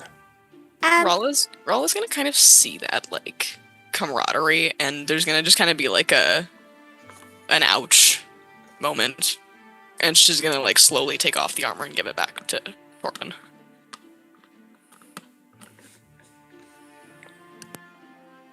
I think you need this, my friend. You don't have to give that back so quickly. She's gonna kind of look around, and I used to wear those every day, every night, but it didn't make me. And I learned today that I can still use what they gave me, but I don't need their symbols. Well, why don't you make it in what you would want to represent? She's gonna look a little bit confused, because I don't think she knows that necessarily how this cloak works. So she's just kind of like, I thought I had to make armor. You can make it look however you want. She'll put it back on, and it'll turn into like kind of purple monk robes with her corset still there, but underneath, and more like belts, and she has a spot for her spear on her back. That looked like you. Thank you. Well, now that we're done not dying, hello! Hi. You were quiet for a bit there, but we missed. Yeah, just wanted to make sure we're all on the right foot and get back to business. Right. These dragons. And I'm hungry. Food. Yes. As you say this, Clara, you will be entering the cave with King Varian. No? I was about to say, I was like, Girl, don't start a fight now! No! Kevin wanted to do that. That's it. Well, no, I was asking because as they're all kind of down, waking up, Yeah. like, are you coming back there with King Varian, or are you coming back by yourself? Or Fully by myself. okay, Having cast a ritual this morning to communicate telepathically with Callistra now that I can speak Draconic. If that was an ongoing effect, I don't know if that was okay. it's permanent. Amazing. Thank you. And Varian, so that I can still talk to them, and then walking in and be like, Oh, I heard some noises from outside. I hope everybody. Oh, you guys look a little fucked up. Okay, well, at least we trust each other now. We did good. Okay, Rala didn't die. excellent. No. She did that twice yesterday. You know, just kinda time like- flies. You didn't have to. No, I didn't. No, she didn't. She was just sorry. She was just really unwell. I don't know if that's better. I flew. This is me fighting on a bad day, just saying. But I did study while I was sleeping, or like before I went to sleep, and I did learn how to take these locks apart. Since we now trust each other, can I, while we make breakfast, maybe show you and teach you, and we can attack it together? looking at the pink injured dragonborn. Me? You want me to help? Well, I imagine that you might have some capabilities to learn spells, and you could help me unlock, because there's like 4 doors here, right? Yeah. Yeah, that's a lot for me to do on my own. And I'm hoping that I can teach you, and you can like split the difference with me. Oh, absolutely. Yes, we could do that. Spells, you say? Yeah. I have a handy doodad that can at least store a few of those. So if you have any spells Yeah, to we should do spare. that. We should do that. Okay. Maybe you and I can have a conversation after this, which ones you want. Absolutely. Divide and conquer, as I say. Did you guys try smashing the locks? So they mentioned earlier that they did, and it wouldn't budge. It seemed to be held together by some sort of arcane lock. That's what they kind of determined. Okay. All right. So, And I'm going to go up to the first one, and I'm going to very carefully show... What was his name? Nyx? Yeah. The verbal and somatic components for Dispel Magic. Yeah. Because I took that on my long rest. I'm here to help with Dispel Magic. oh, you can do it too. At 4th level. Yes. Amazing. Yes. So much. Yes. Let's do it, Tibetan. So as some time passes, you are able to talk amongst yourselves, teach Nyx how to perform the Dispel Magic action. The 3 of you kind of splinter off and take a lock on one at a time. Clara, you put the Dispel Magic into Hermitha's spell storing ring. Not yet. I think we'll talk about what spells I have that she Okay. wants later. For now, I would just go up to a door, and I think she's going to go up to a different door, and then we'll go up to the third. So as you go to the doors one by one, you say that incantation, and the lock on the padlock that's holding all these gated doors together just rocks, like splits apart and dissipates as you go to each one. You open up the guarded or the gilded gates, heavy as you try to all your might. Torben kind of helps you all like push them open. Thank you, Toby. As one by one, the crystal dragons that a little bit skittish as you have the door open and you're trying to coax them out. The little ones kind of come out first. They kind of just look around a little bit afraid. You can see them kind of twitching a little bit as you kind of get near them. They all start to come out, and then little baby ones kind of come out from behind the bigger ones. And the bigger ones start to come out all in various sizes and shapes. And I'll assume that you kind of lead them out of the cave, or was there anything you wanted to do before? No, I'll lead them out, and I'll telepathically instruct Callistra to sort of hide Varian behind her wing. Yeah. make sure he stays hidden and like communicate to him like, hey dude, I know that this probably sucks for you and you're the king and you're used to people just doing what you want, but nobody here fucking likes you.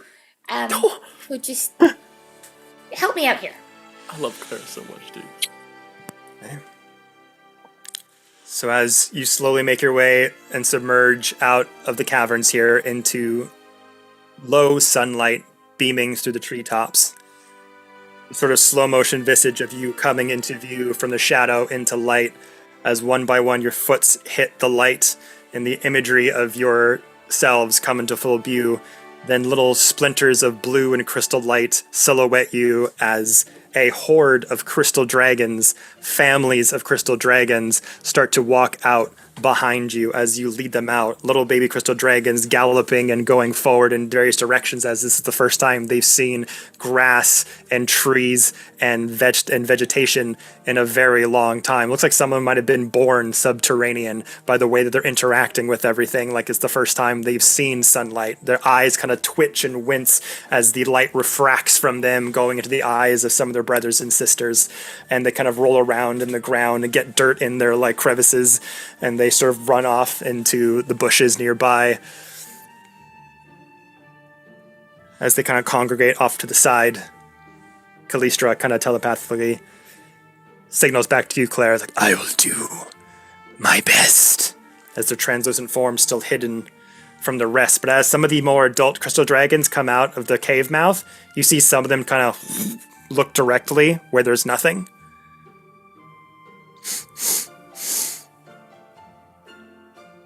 And you just see one kind of staring a bit, and then you just see one of them kind of do a subtle...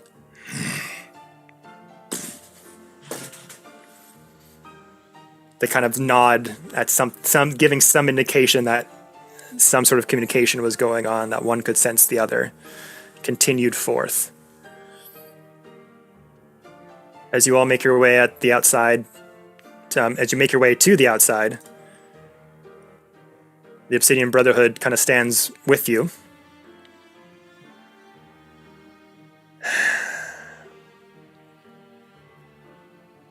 The blue dragonborn kind of goes over to you, Vrala.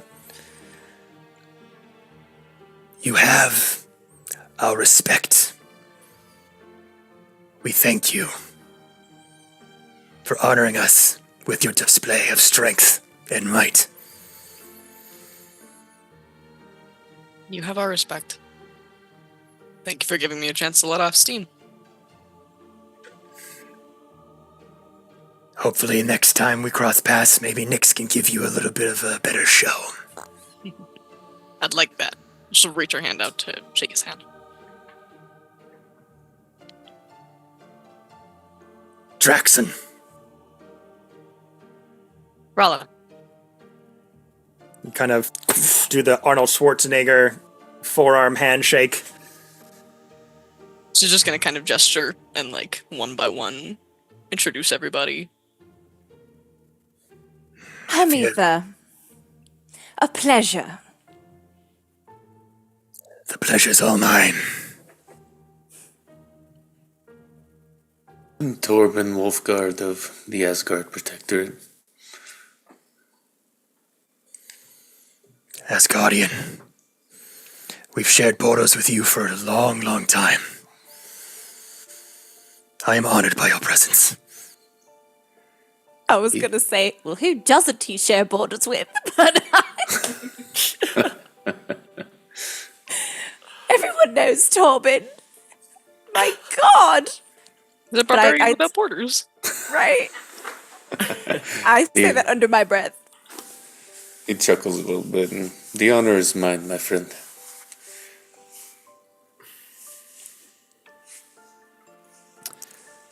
This, you've already met Nyx.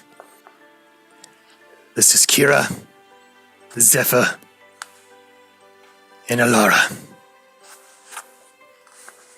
We are of the Dusk Twist family, up in the Ember Crest Peaks. Wow, talking is hard. It was a hard fight, man. Don't worry about it. We are a We're part all of the on here. Dusk. We are a part of the Dusk Twist family, up in the Ember Crest Mountains. We are our own family of everywhere. You might call us a Crystal Vanguard. Yes, I know it's hard to say, but we have to say it. How else will our names be carved in history? I'm from a land far away from here. I'm of the Sunbury clan. My politics have had to shape and morph with all of these new peoples I've met these past few months.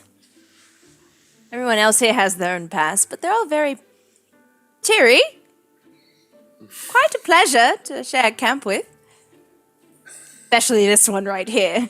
She's just a ball of energy. I can respect that. We hope one day that the Obsidian Brotherhood will be carved in the side of mountains in the Embercrest Peak. Bless you.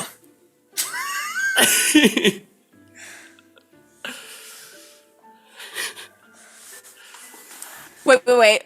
Because I got so distracted by the sneeze. Did they say our names would be carved in the Embercrest Mountains. and the mountains? Their names, they want their names to be. Oh. And as I was going to finish, I'll just start from the top. Hey, edit time. We hope one day that our names of the Obsidian Brotherhood will be carved in the sides of the mountains and Embercrest peaks. And hopefully one day, your names will be carved in there as well. Hermitha, her eyes glaze over and wow. Yes, that, well, the ambition. And I just look at Shaw like, how could you not be amazed by that? In the mountains.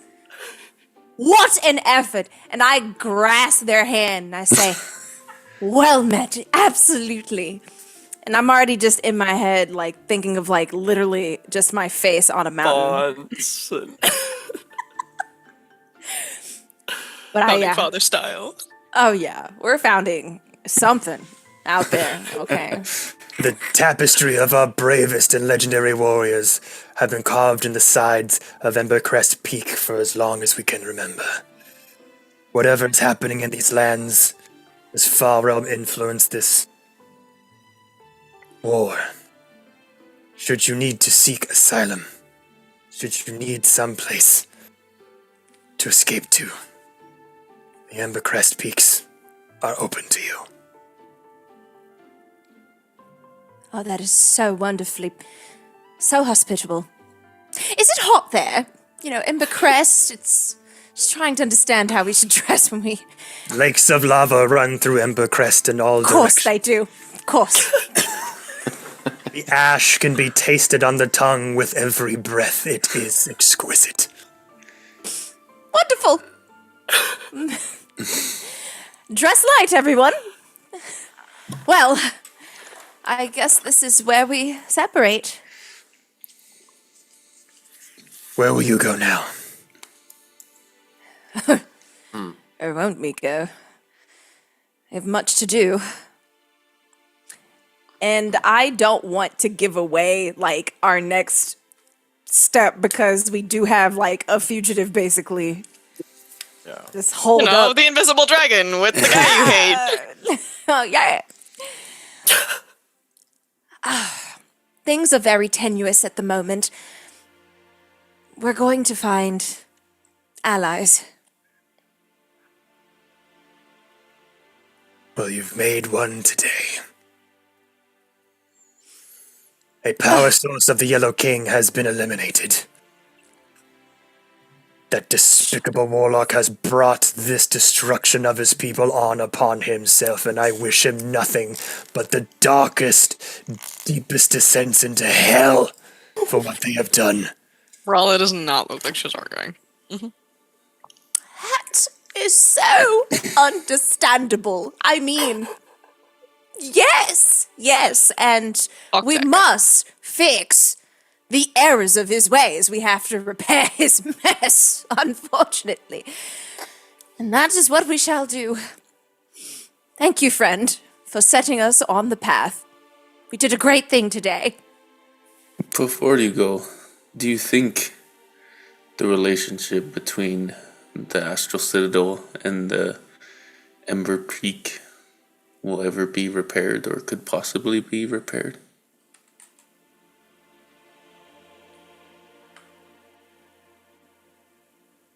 That is not up to me. I am but an instrument of the Embercrest Peaks. The Cinderheart sovereignty rules over us. Emperor Ignis Flameheart tells us where to go and we follow. We take orders from Pyra Scaleblade, the Embercrest warlord. We are their instruments, and we do not judge nor direct what actions Embercrest goes next. The relations between our world and theirs has been fractured for very many reasons, as you can probably tell. For those alliances to be reforged, many things would have to change. Leadership, ideologies.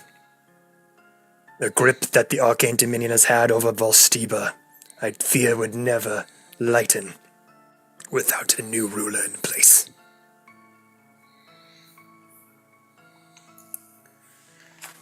It's noted, my friend, and I can understand needing to stay in line and to follow the chain of command, so I will not press further. But it has been an honor to meet you, as rocky as that first interaction was. I can see that you are good-hearted Dragonborn, and you do your species and ancestry proud. We do have what we call Whisperwind infiltrators in and amongst the lands of Volstiba. Scouts to inform us of what is going on in the world, in these lands. I believe somebody has a gift of appreciation for you.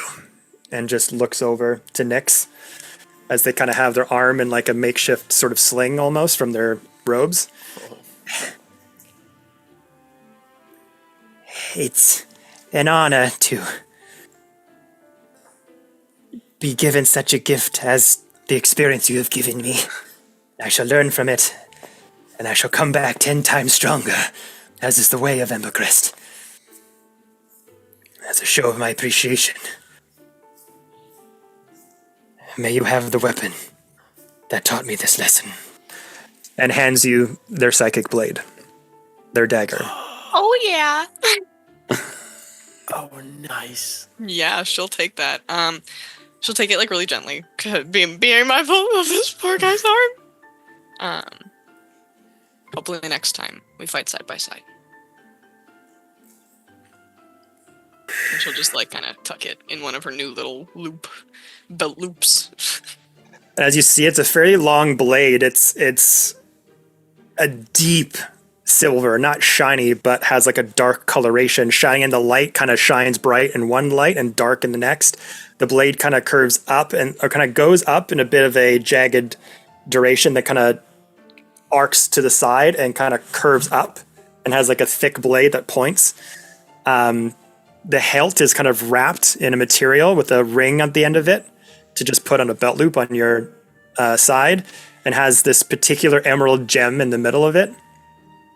And this dark obsidian sort of rock that kind of covers the gem just before the tip of the blade, kind of between the handle, almost like a scabbard. Okay, cool. Do I recognize anything about it? Does it look like, do I know what kind of weapon it is? Or like what the emerald is? The emerald is psychic in nature. But that's all you can kind of make out at first glance. It kind of empowers the blade.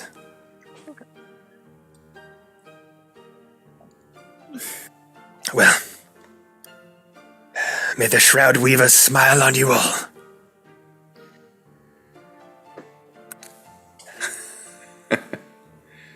I hope our paths meet again. Good day. Turn around as Nyx kind of looks at you, goes, kind of gives a thumbs up, holding his elbow. Ow. Ah. God.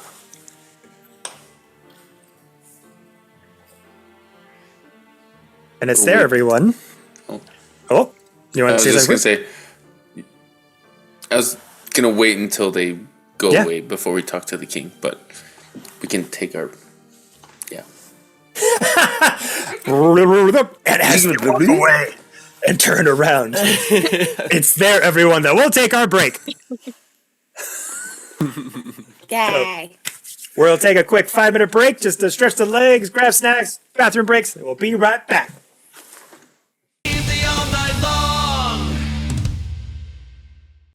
And we're back. Thank you guys for letting us free fill the drinks, grab snacks, and all that good stuff. With all that new information put out there, and a seemingly cute little family of crystal dragons being freed, let's see how this talk with King Varian goes. So,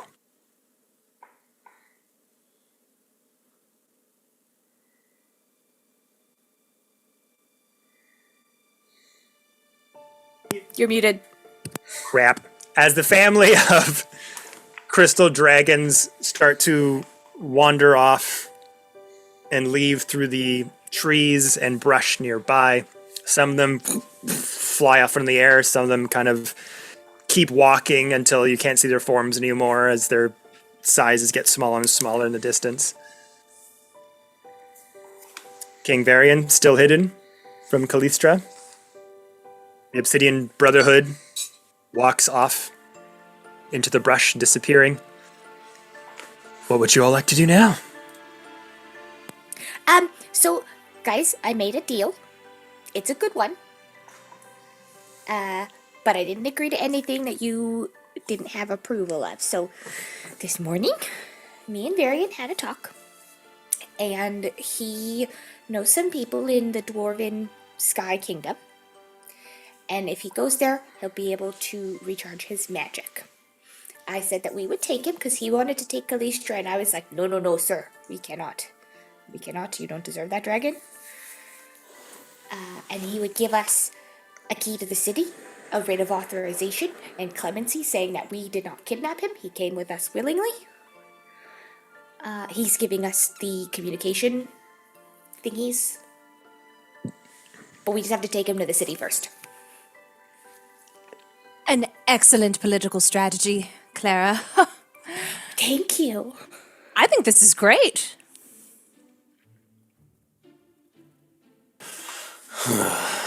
Yes. I'm happy. Are we happy? I don't know. I think. Are we're we almost to knock within him out. talking distance of the king, or are we chatting amongst ourselves? I don't Up think to he's you. really I think in a we're chatting position amongst to- ourselves. Yeah, I think we He's- are. We're with the dragon. Can't even really do anything. I was on thin ice with this king already. And seeing how many dragons there were, little ones that looked like they were born in this place, it's not sitting right with me. But I do understand the tactical advantage of having a person in power. It's a lot easier to change the mind of someone in power with the current power structure in place than it is to try and reinstate a new power that we don't know how they're gonna be for sure. So, reluctantly, I think we need to keep him alive, at the very least. We did save his life, so I would hate to waste all of that hard work that we did right now. And I'm sure he'll have a change of mind because we saved his life. So Two things two things can happen when you get as old as he is.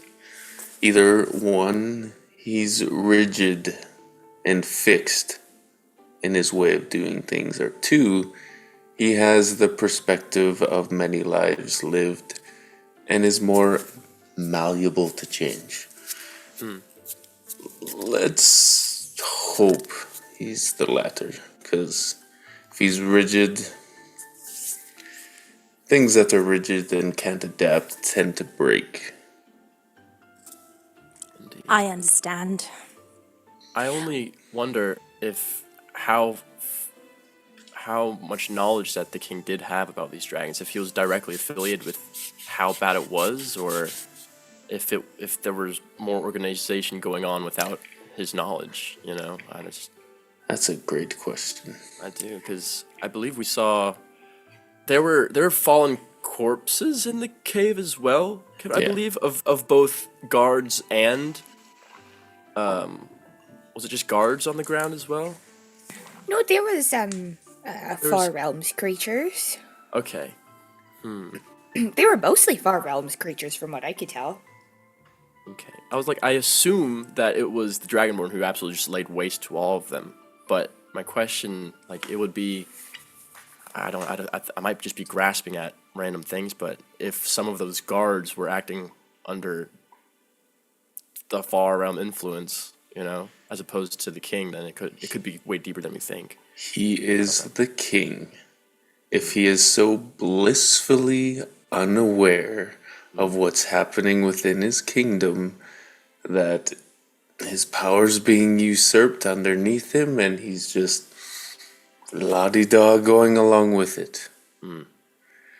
Is that someone we want ruling over the kingdom as well? That's a very good point.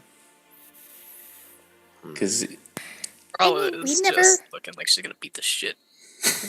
It's okay. It's okay. Very It's validly okay. so. Maybe. We don't have to keep him in power. We just have to keep him alive. this is true. He's gonna be far away. What we do, what happens in the kingdom while he's recovering.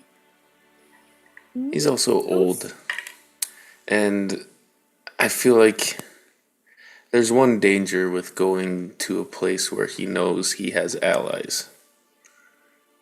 This little power dynamic that we have right now could also shift very quickly as soon as we land. It could. He seemed desperate when I spoke to him. And he knows, I think, that we have access to allies that he could never touch. And I think very quickly we'll see the power dynamic back in our hands, even if for a moment it's with him. We could find a way to bring up our alliances with the druids that also weren't happy with him, and our newly reformed alliance with the Embercrest Dominion. It's like we're making a lot of friends along the way. I think he would be hopefully he's smart enough to recognize a friend when it's presented in front of them. Agreed. If I were to lay all of the pieces out on the board, I play chess, everyone, if you didn't know. I like to do more desk-type things back home. We have a king. He has subjects. His closest generals were even taken aghast or by surprise as well. It's a very large city. It's a lot easier for things to go unnoticed. Now, depending on his answer to his treatment to these dragons, of course, that will change our disposition towards him. But even still, a tool is a tool.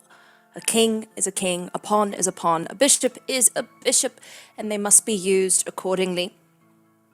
I think every question you all have asked just now points to at least working with the Yellow King. Maybe now it's time we include him in this conversation and see a path forward. He is weak. He will be desperate for allies, which means at least he'll be desperate for options, and we should provide them now. Agreed, Hermitha. I feel like my father in that moment. I didn't like that. Yeah, I feel like It was great. you've come into your own. Not the bright-eyed adventurer we first met. You're seasoned. I actually I do look up to Torben a lot. So I take this very, very close to the chest. Like, why, thank you. Must be the hunger or something. I don't know. Clear mind or whatever. Right. All right. Don't have to like him, but we'll work with him. Yes. Right? I Right. think so. He does need to Kalistra- answer for that, though. Yeah. He definitely knows, like, he definitely knew between us about the dragons. He seemed very aware when we were talking to him. Like, this was his operation. It's just the aliens part was not. Kalistra, can you show yourself in Varian, please? Thank you. Wait. Hold on. Because she says this in Draconic. Mm-hmm.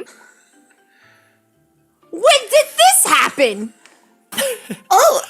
Yesterday, I just realized I knew how to talk to Kalistra. She taught me. Rala's just gonna kind of. That took me years. Right? She'll say that in Draconic to Clara. Yeah, technically, I'm 4 years old, and it took me this long to learn too. Loon just assumed it You're was a so druid right. thing.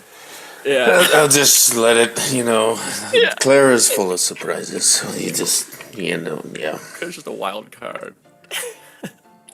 How's King Varian looking?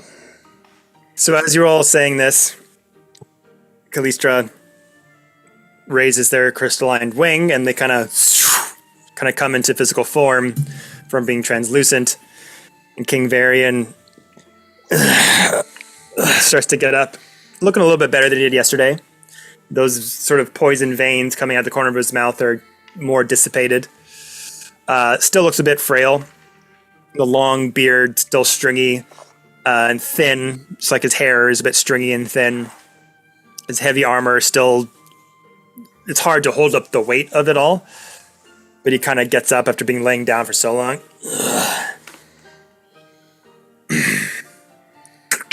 Cracks his neck. So, to the Skyforge Dominion, then.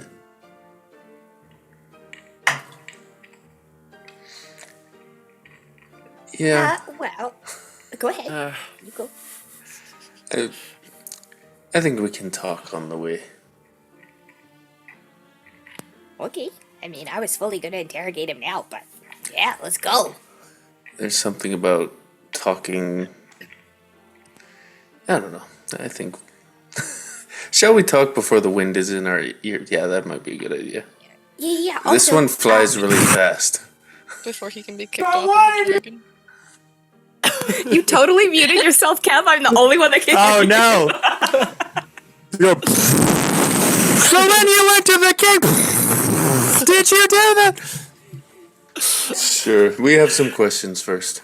He's too old to be raising his voice like that. Also, for real. also, the squirrels came back today. I think they're on the messaging. It looked really promising. Just FYI. Are you bothering the squirrels again? What is No. Well, maybe a little bit. Networking. I tried to get them to tell the druids that we might need a safe haven, and also that things are happening, and just be warned. Keeping our Very- allies close. I guess you just learned that we are friends with the druids of the Mystic Grove. I can see that. We're Yes, so good at keeping secrets. that is a formidable druidic circle. We have had many skirmishes with them in the past. Not friends of ours necessarily, but could be maybe convinced to join us in an alliance should the time arise. Hopefully as ambassadors of the Astra Citadel as you now are, you might be able to put forth a good relationship with us. They would probably need some sort of sign of change of heart or good faith on your end for them to join us. You can't just approach them and be like, hey, we were friends before, we made friends with the Yellow King, do you want to be friends with the Yellow King? Some changes might need to happen with how you run things in your kingdom if you're going to call on new friends that were foes before. Well, it's funny how quickly we can become allies when the entire world is at stake. Exactly my thoughts. A common enemy. It tends to unify many a foe. But there is one thing we must rectify. As you saw, all of the dragons, at least as far as we know, here are free. And I hope, and I won't pretend to correct your ways, but I hope you see that there are other ways to attain your goals.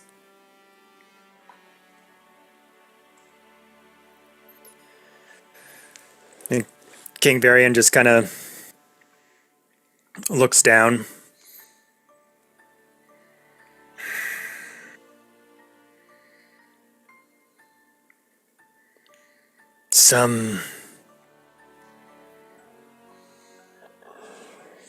A deeper look into how we have held down to power. And they're a little lost for words for the first time, and you kind of interacting with them.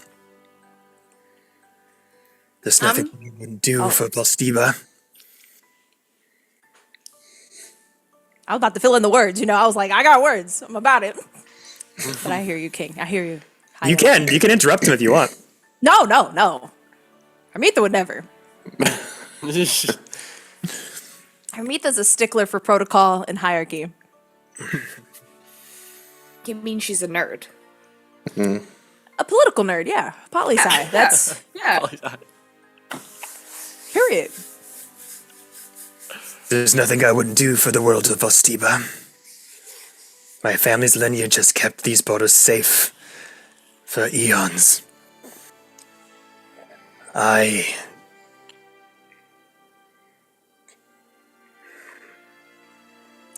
You're right. A new way could be perhaps instilled.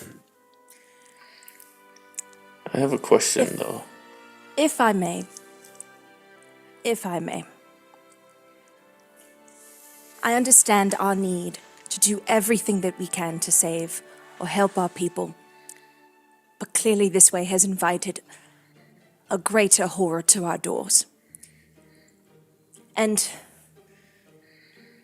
allies must be built with good faith and trust. And I turned to Torben, because clearly they had, the most tension, besides Rala. Can we build faith today?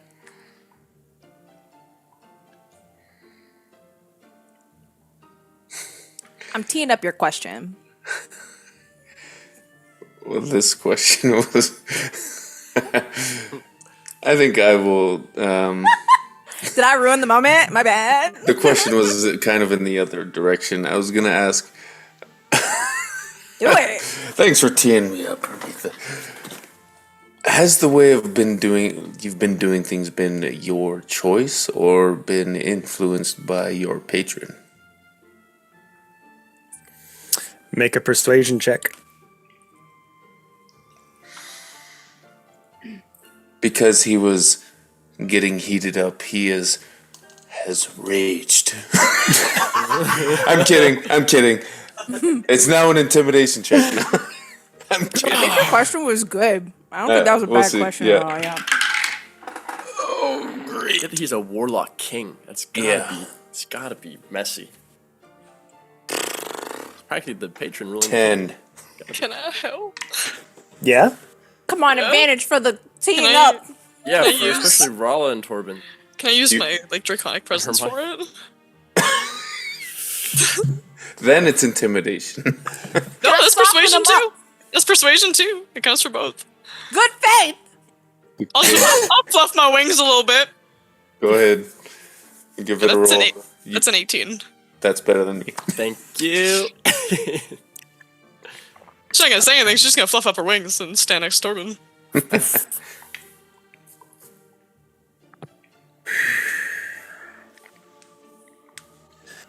The Yellow King just kind of looks at you. As it once was, as it has been. The throne has always been ruled by two. The governance of these lands is a partnership. And they have never steered us wrong.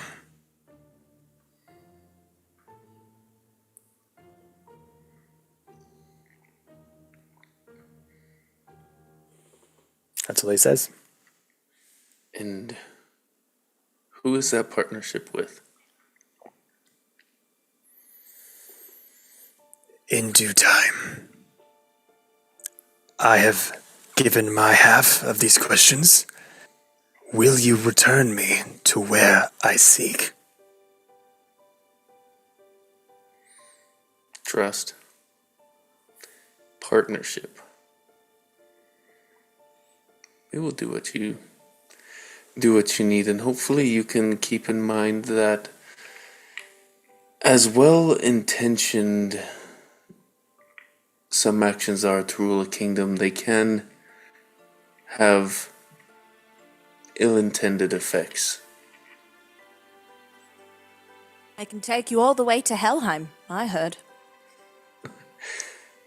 The best we can do is trying to rectify the mistakes, as well-intentioned or not, as best we can, as quickly as possible, before that echo reaches the entire land of Valstiba.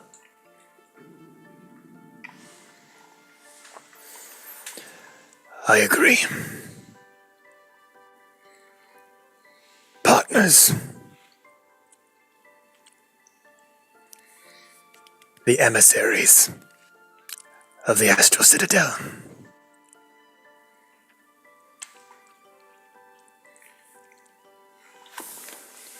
Well, shall we? Let's go. Do it. We shall. We don't know the way, my friend. Hey, you'll have to work that out with the dragon. I can communicate for you. That's probably Oh, right. a good idea. That's probably for the best. All right. Come on, you all. Let's go. He's already on the dragon, right? So, like, you don't have to help him up there. He's a little bit thin and frail from when it's gone down, but he's able to sort of get up onto the dragon's hide. We help him up there. Yeah, I push him from the behind.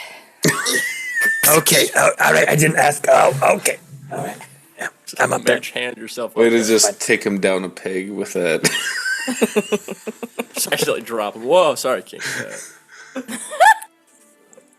So bony. You need to do some squats, my friend.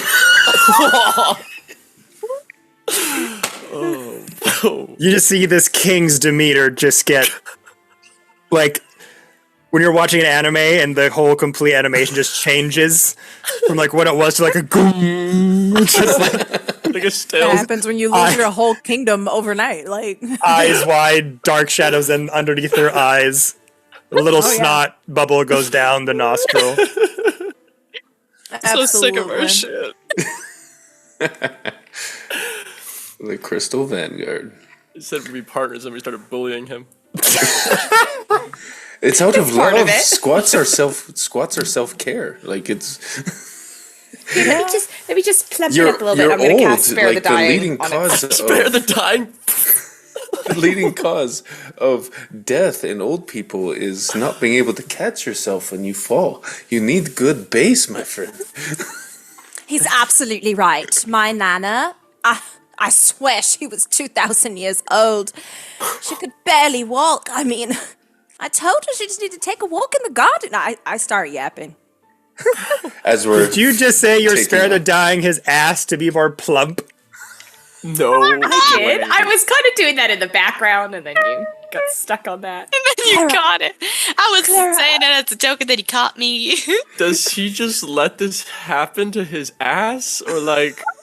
That's It's not how it probably like works. more cushion, right? Clara, roll me an Arcana check. Okay. I would also like to If just you give- beat a 15, his ass will be plump.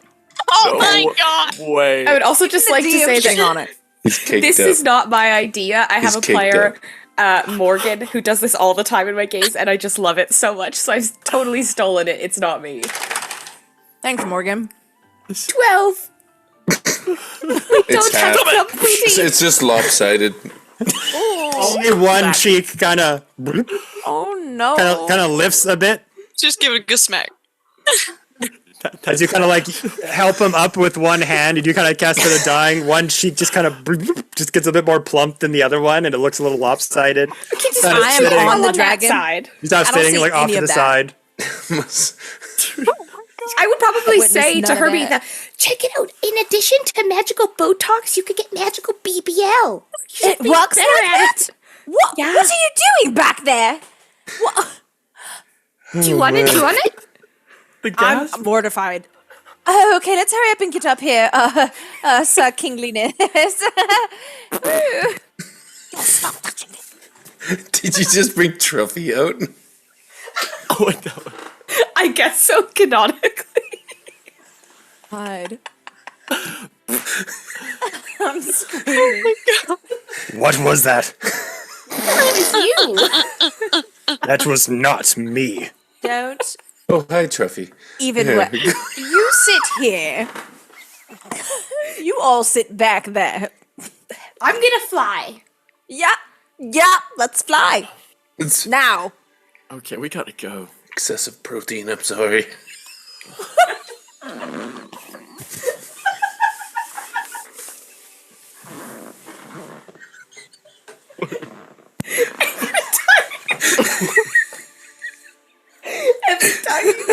It's been Torben this whole time. It's not just Trumpy getting summoned. He's nowhere to be seen. It's just perfectly timed every single time.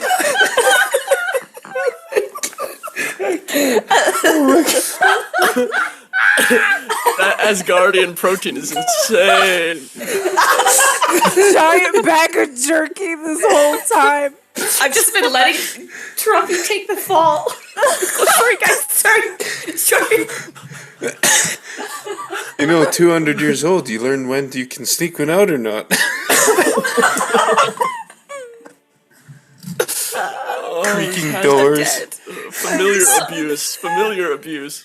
Not the silent but deadly. That's why he carries all the coins so he can make noise on command. It wasn't rapport spores, guys.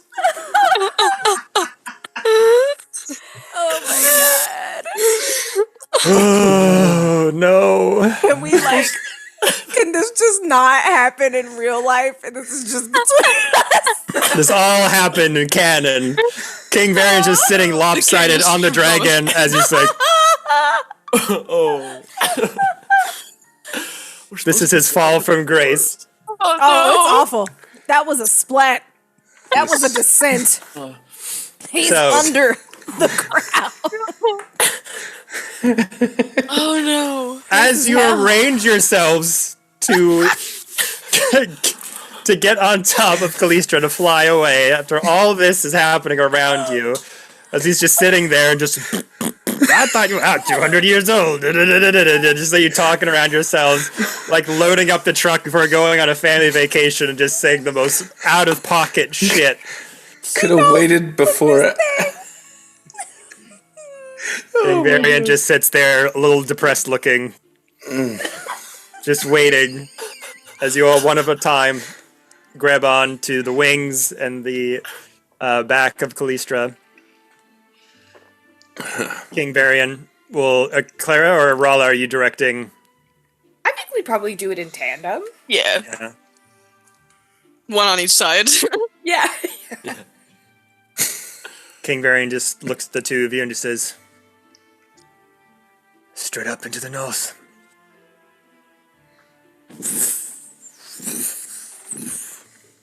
The crystal dragon takes flight. Start to enter out of the clouds, going further and further, about an hour and a half or so. As the clouds start to take shape and form, as the further you go out, the light kind of becomes a bit dark and grim as you start to enter into cloud cover. Going into various banks and turns as King Varian is directing you to a very specific location. As the lands of Alstiba start to get shrouded in mist and cloud, start to bank over the arcane dominion as little plumes of smoke are still up in the air, banking around to the Ironhold Citadel. Yep. Sorry, as we're passing over the city, cast Pass Without a Trace on our group. Yes. Very nice. I know we're high up, but just in case. Yeah.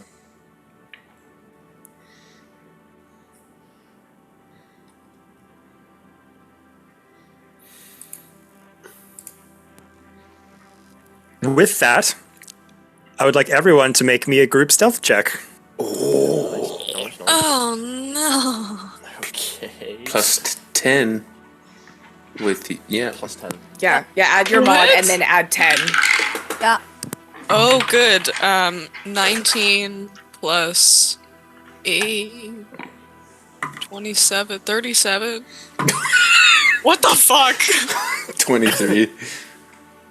21. 23. 27. Okay. 11, good? actually, or 21, yeah, 21. Plus 10, yeah. We are riding a dragon, but yeah.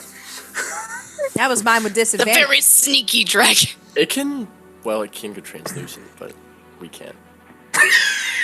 It's just us just like floating in the sky. So,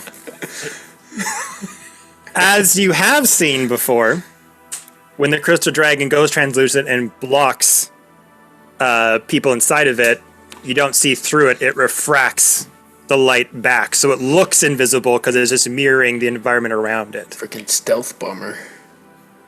So as you're gaining speed and you're going over the citadel, it's still very early in the morning. The sun's still kind of peeking through the clouds, so you've got this array of bright oranges and yellows and soft hues of pink. As you kind of go over the arcane dominion, the Astral Citadel, you see lights, like spotlights, flash up out of the city skylines. And the walls around it, you look down and you can see what look like turrets looking all around for anything that comes near it, as the city is on high alert for anything that comes near.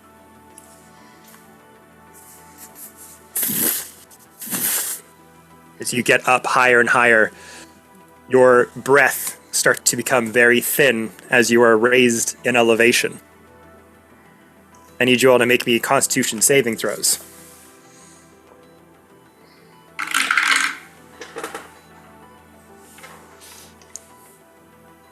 21. I got a 10. Oh, 13. 17. Yeah, I got a 10. Natural 20 for a total of 23. Oh, you're breathing. Ooh. You took my breath away. I got a 10. You took the rest of all what I needed. Clara, come on. Never, you take my breath away. No, literally. As you ascend high up in the air is getting thinner. You're getting closer and closer to the edge like going towards the atmosphere. You're not quite like going to space or anything, but just the higher elevation you're getting, the clouds are just whizzing past you. Luan, you're finding it hard to breathe a little bit, and you can feel yourself kind of getting lightheaded and almost like it's hard to kind of maintain a grip. You're able to hold on as you got all your friends around you, but you're going to take a point of exhaustion. Ooh. This is the first time for some of you that have ever been in this high elevation. King Varian directs you various points and banks along the cloud cover. It's hard to see anything in front of you as you were just covered in fog. This darkened patch of cloud starts to get closer, and King Varian just says, "Straight towards it. There." Can I insight check? Yep. Good call. 18. Seems very confident. Does he seem excited that this might hurt us? No. Confident that you're gonna die. No. Okay, onwards we go. So the crystal dragon banks towards this darkened patch of cloud, almost like a needle in a haystack in all of this elevation. You hit toward a dark patch and suddenly you're caught in what seems like a thunderstorm. As you enter through this entry point, you look around you, many tornadoes are swirling all around, bolts of lightning striking in every which point. Banking around, Callistra kind of moves around the thunderbolts and the varied little tornado twisters. As they go down, they see another sort of lightened exit point in this in-between space. King Varian says, "Bank down, now! Sharp!" Goes down, the rest of you all holding on for dear life as wind is whipping past your hair. Your armaments are just jangling all around. You're holding on for dear life as the sound of thunder is piercing into your ears. Suddenly the exit point comes into view and like the Millennium Falcon shooting out of Cloud City, you ascend beyond the veil of clouds as the world opens up before you. A breathtaking expanse of floating cities, their spires rising like jagged peaks of sculpted stone and gleaming metal. The air hums with latent magic, the force that keeps these magnificent structures aloft, suspending them in an endless ocean of sky. Bridges of shimmering crystal and enchanted steel stretch between the hovering citadels, their surfaces catching the golden glow of the sun, casting refracted rainbows against the drifting mists below. The sky itself feels like it's alive here. There's flocks of skyward drakes spiral between the towering structures, and arcane airships drift lazily through the atmosphere, their sails billowing with ethereal energy that crackles.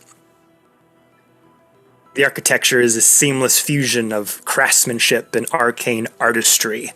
Massive stone towers braced with bands of intricately forged metal, adorned with sigils that pulse with soft light. Great rings of floating platforms orbit the grandest of citadels, some appearing to shift and rotate with a will of their own, guided by an unseen force.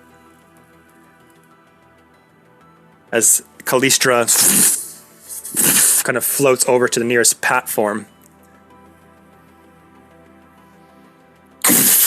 beneath your feet, the sky bridge seems impossibly thin, yet their enchantments hold firm, thrumming with energy as you, one by one, step off Callistra, and they thrum with energy as you step forward. Below, the clouds part in places, offering glimpse of the distant world beneath. A world that now feels impossibly far away, as though you've entered a realm where the heavens themselves have been tamed. here in the Skyforge Dominion. The laws of the land-bound world seem mere suggestions. The sky no longer a boundary, but a kingdom unto itself.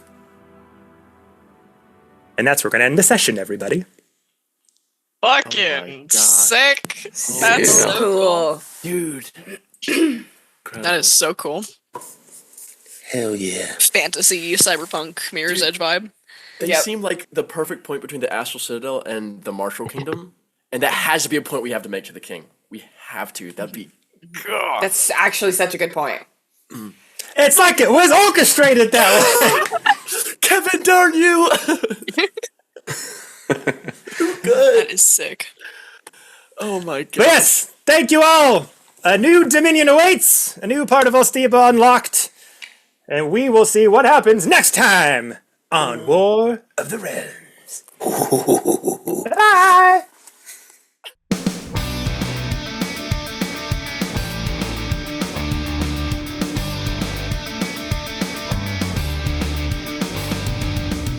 Joey's like, I gotta go to sleep, and we're just making farts. Got jerky farts. You I got- beat the ever-living fuck out of that dude. I feel so bad. She had a bad day. Cause you had a bad day. All right, yep, that's in my head. Thanks for that. No. Do, do, do, do, do. Rise up, tonight is all we have. Let's drop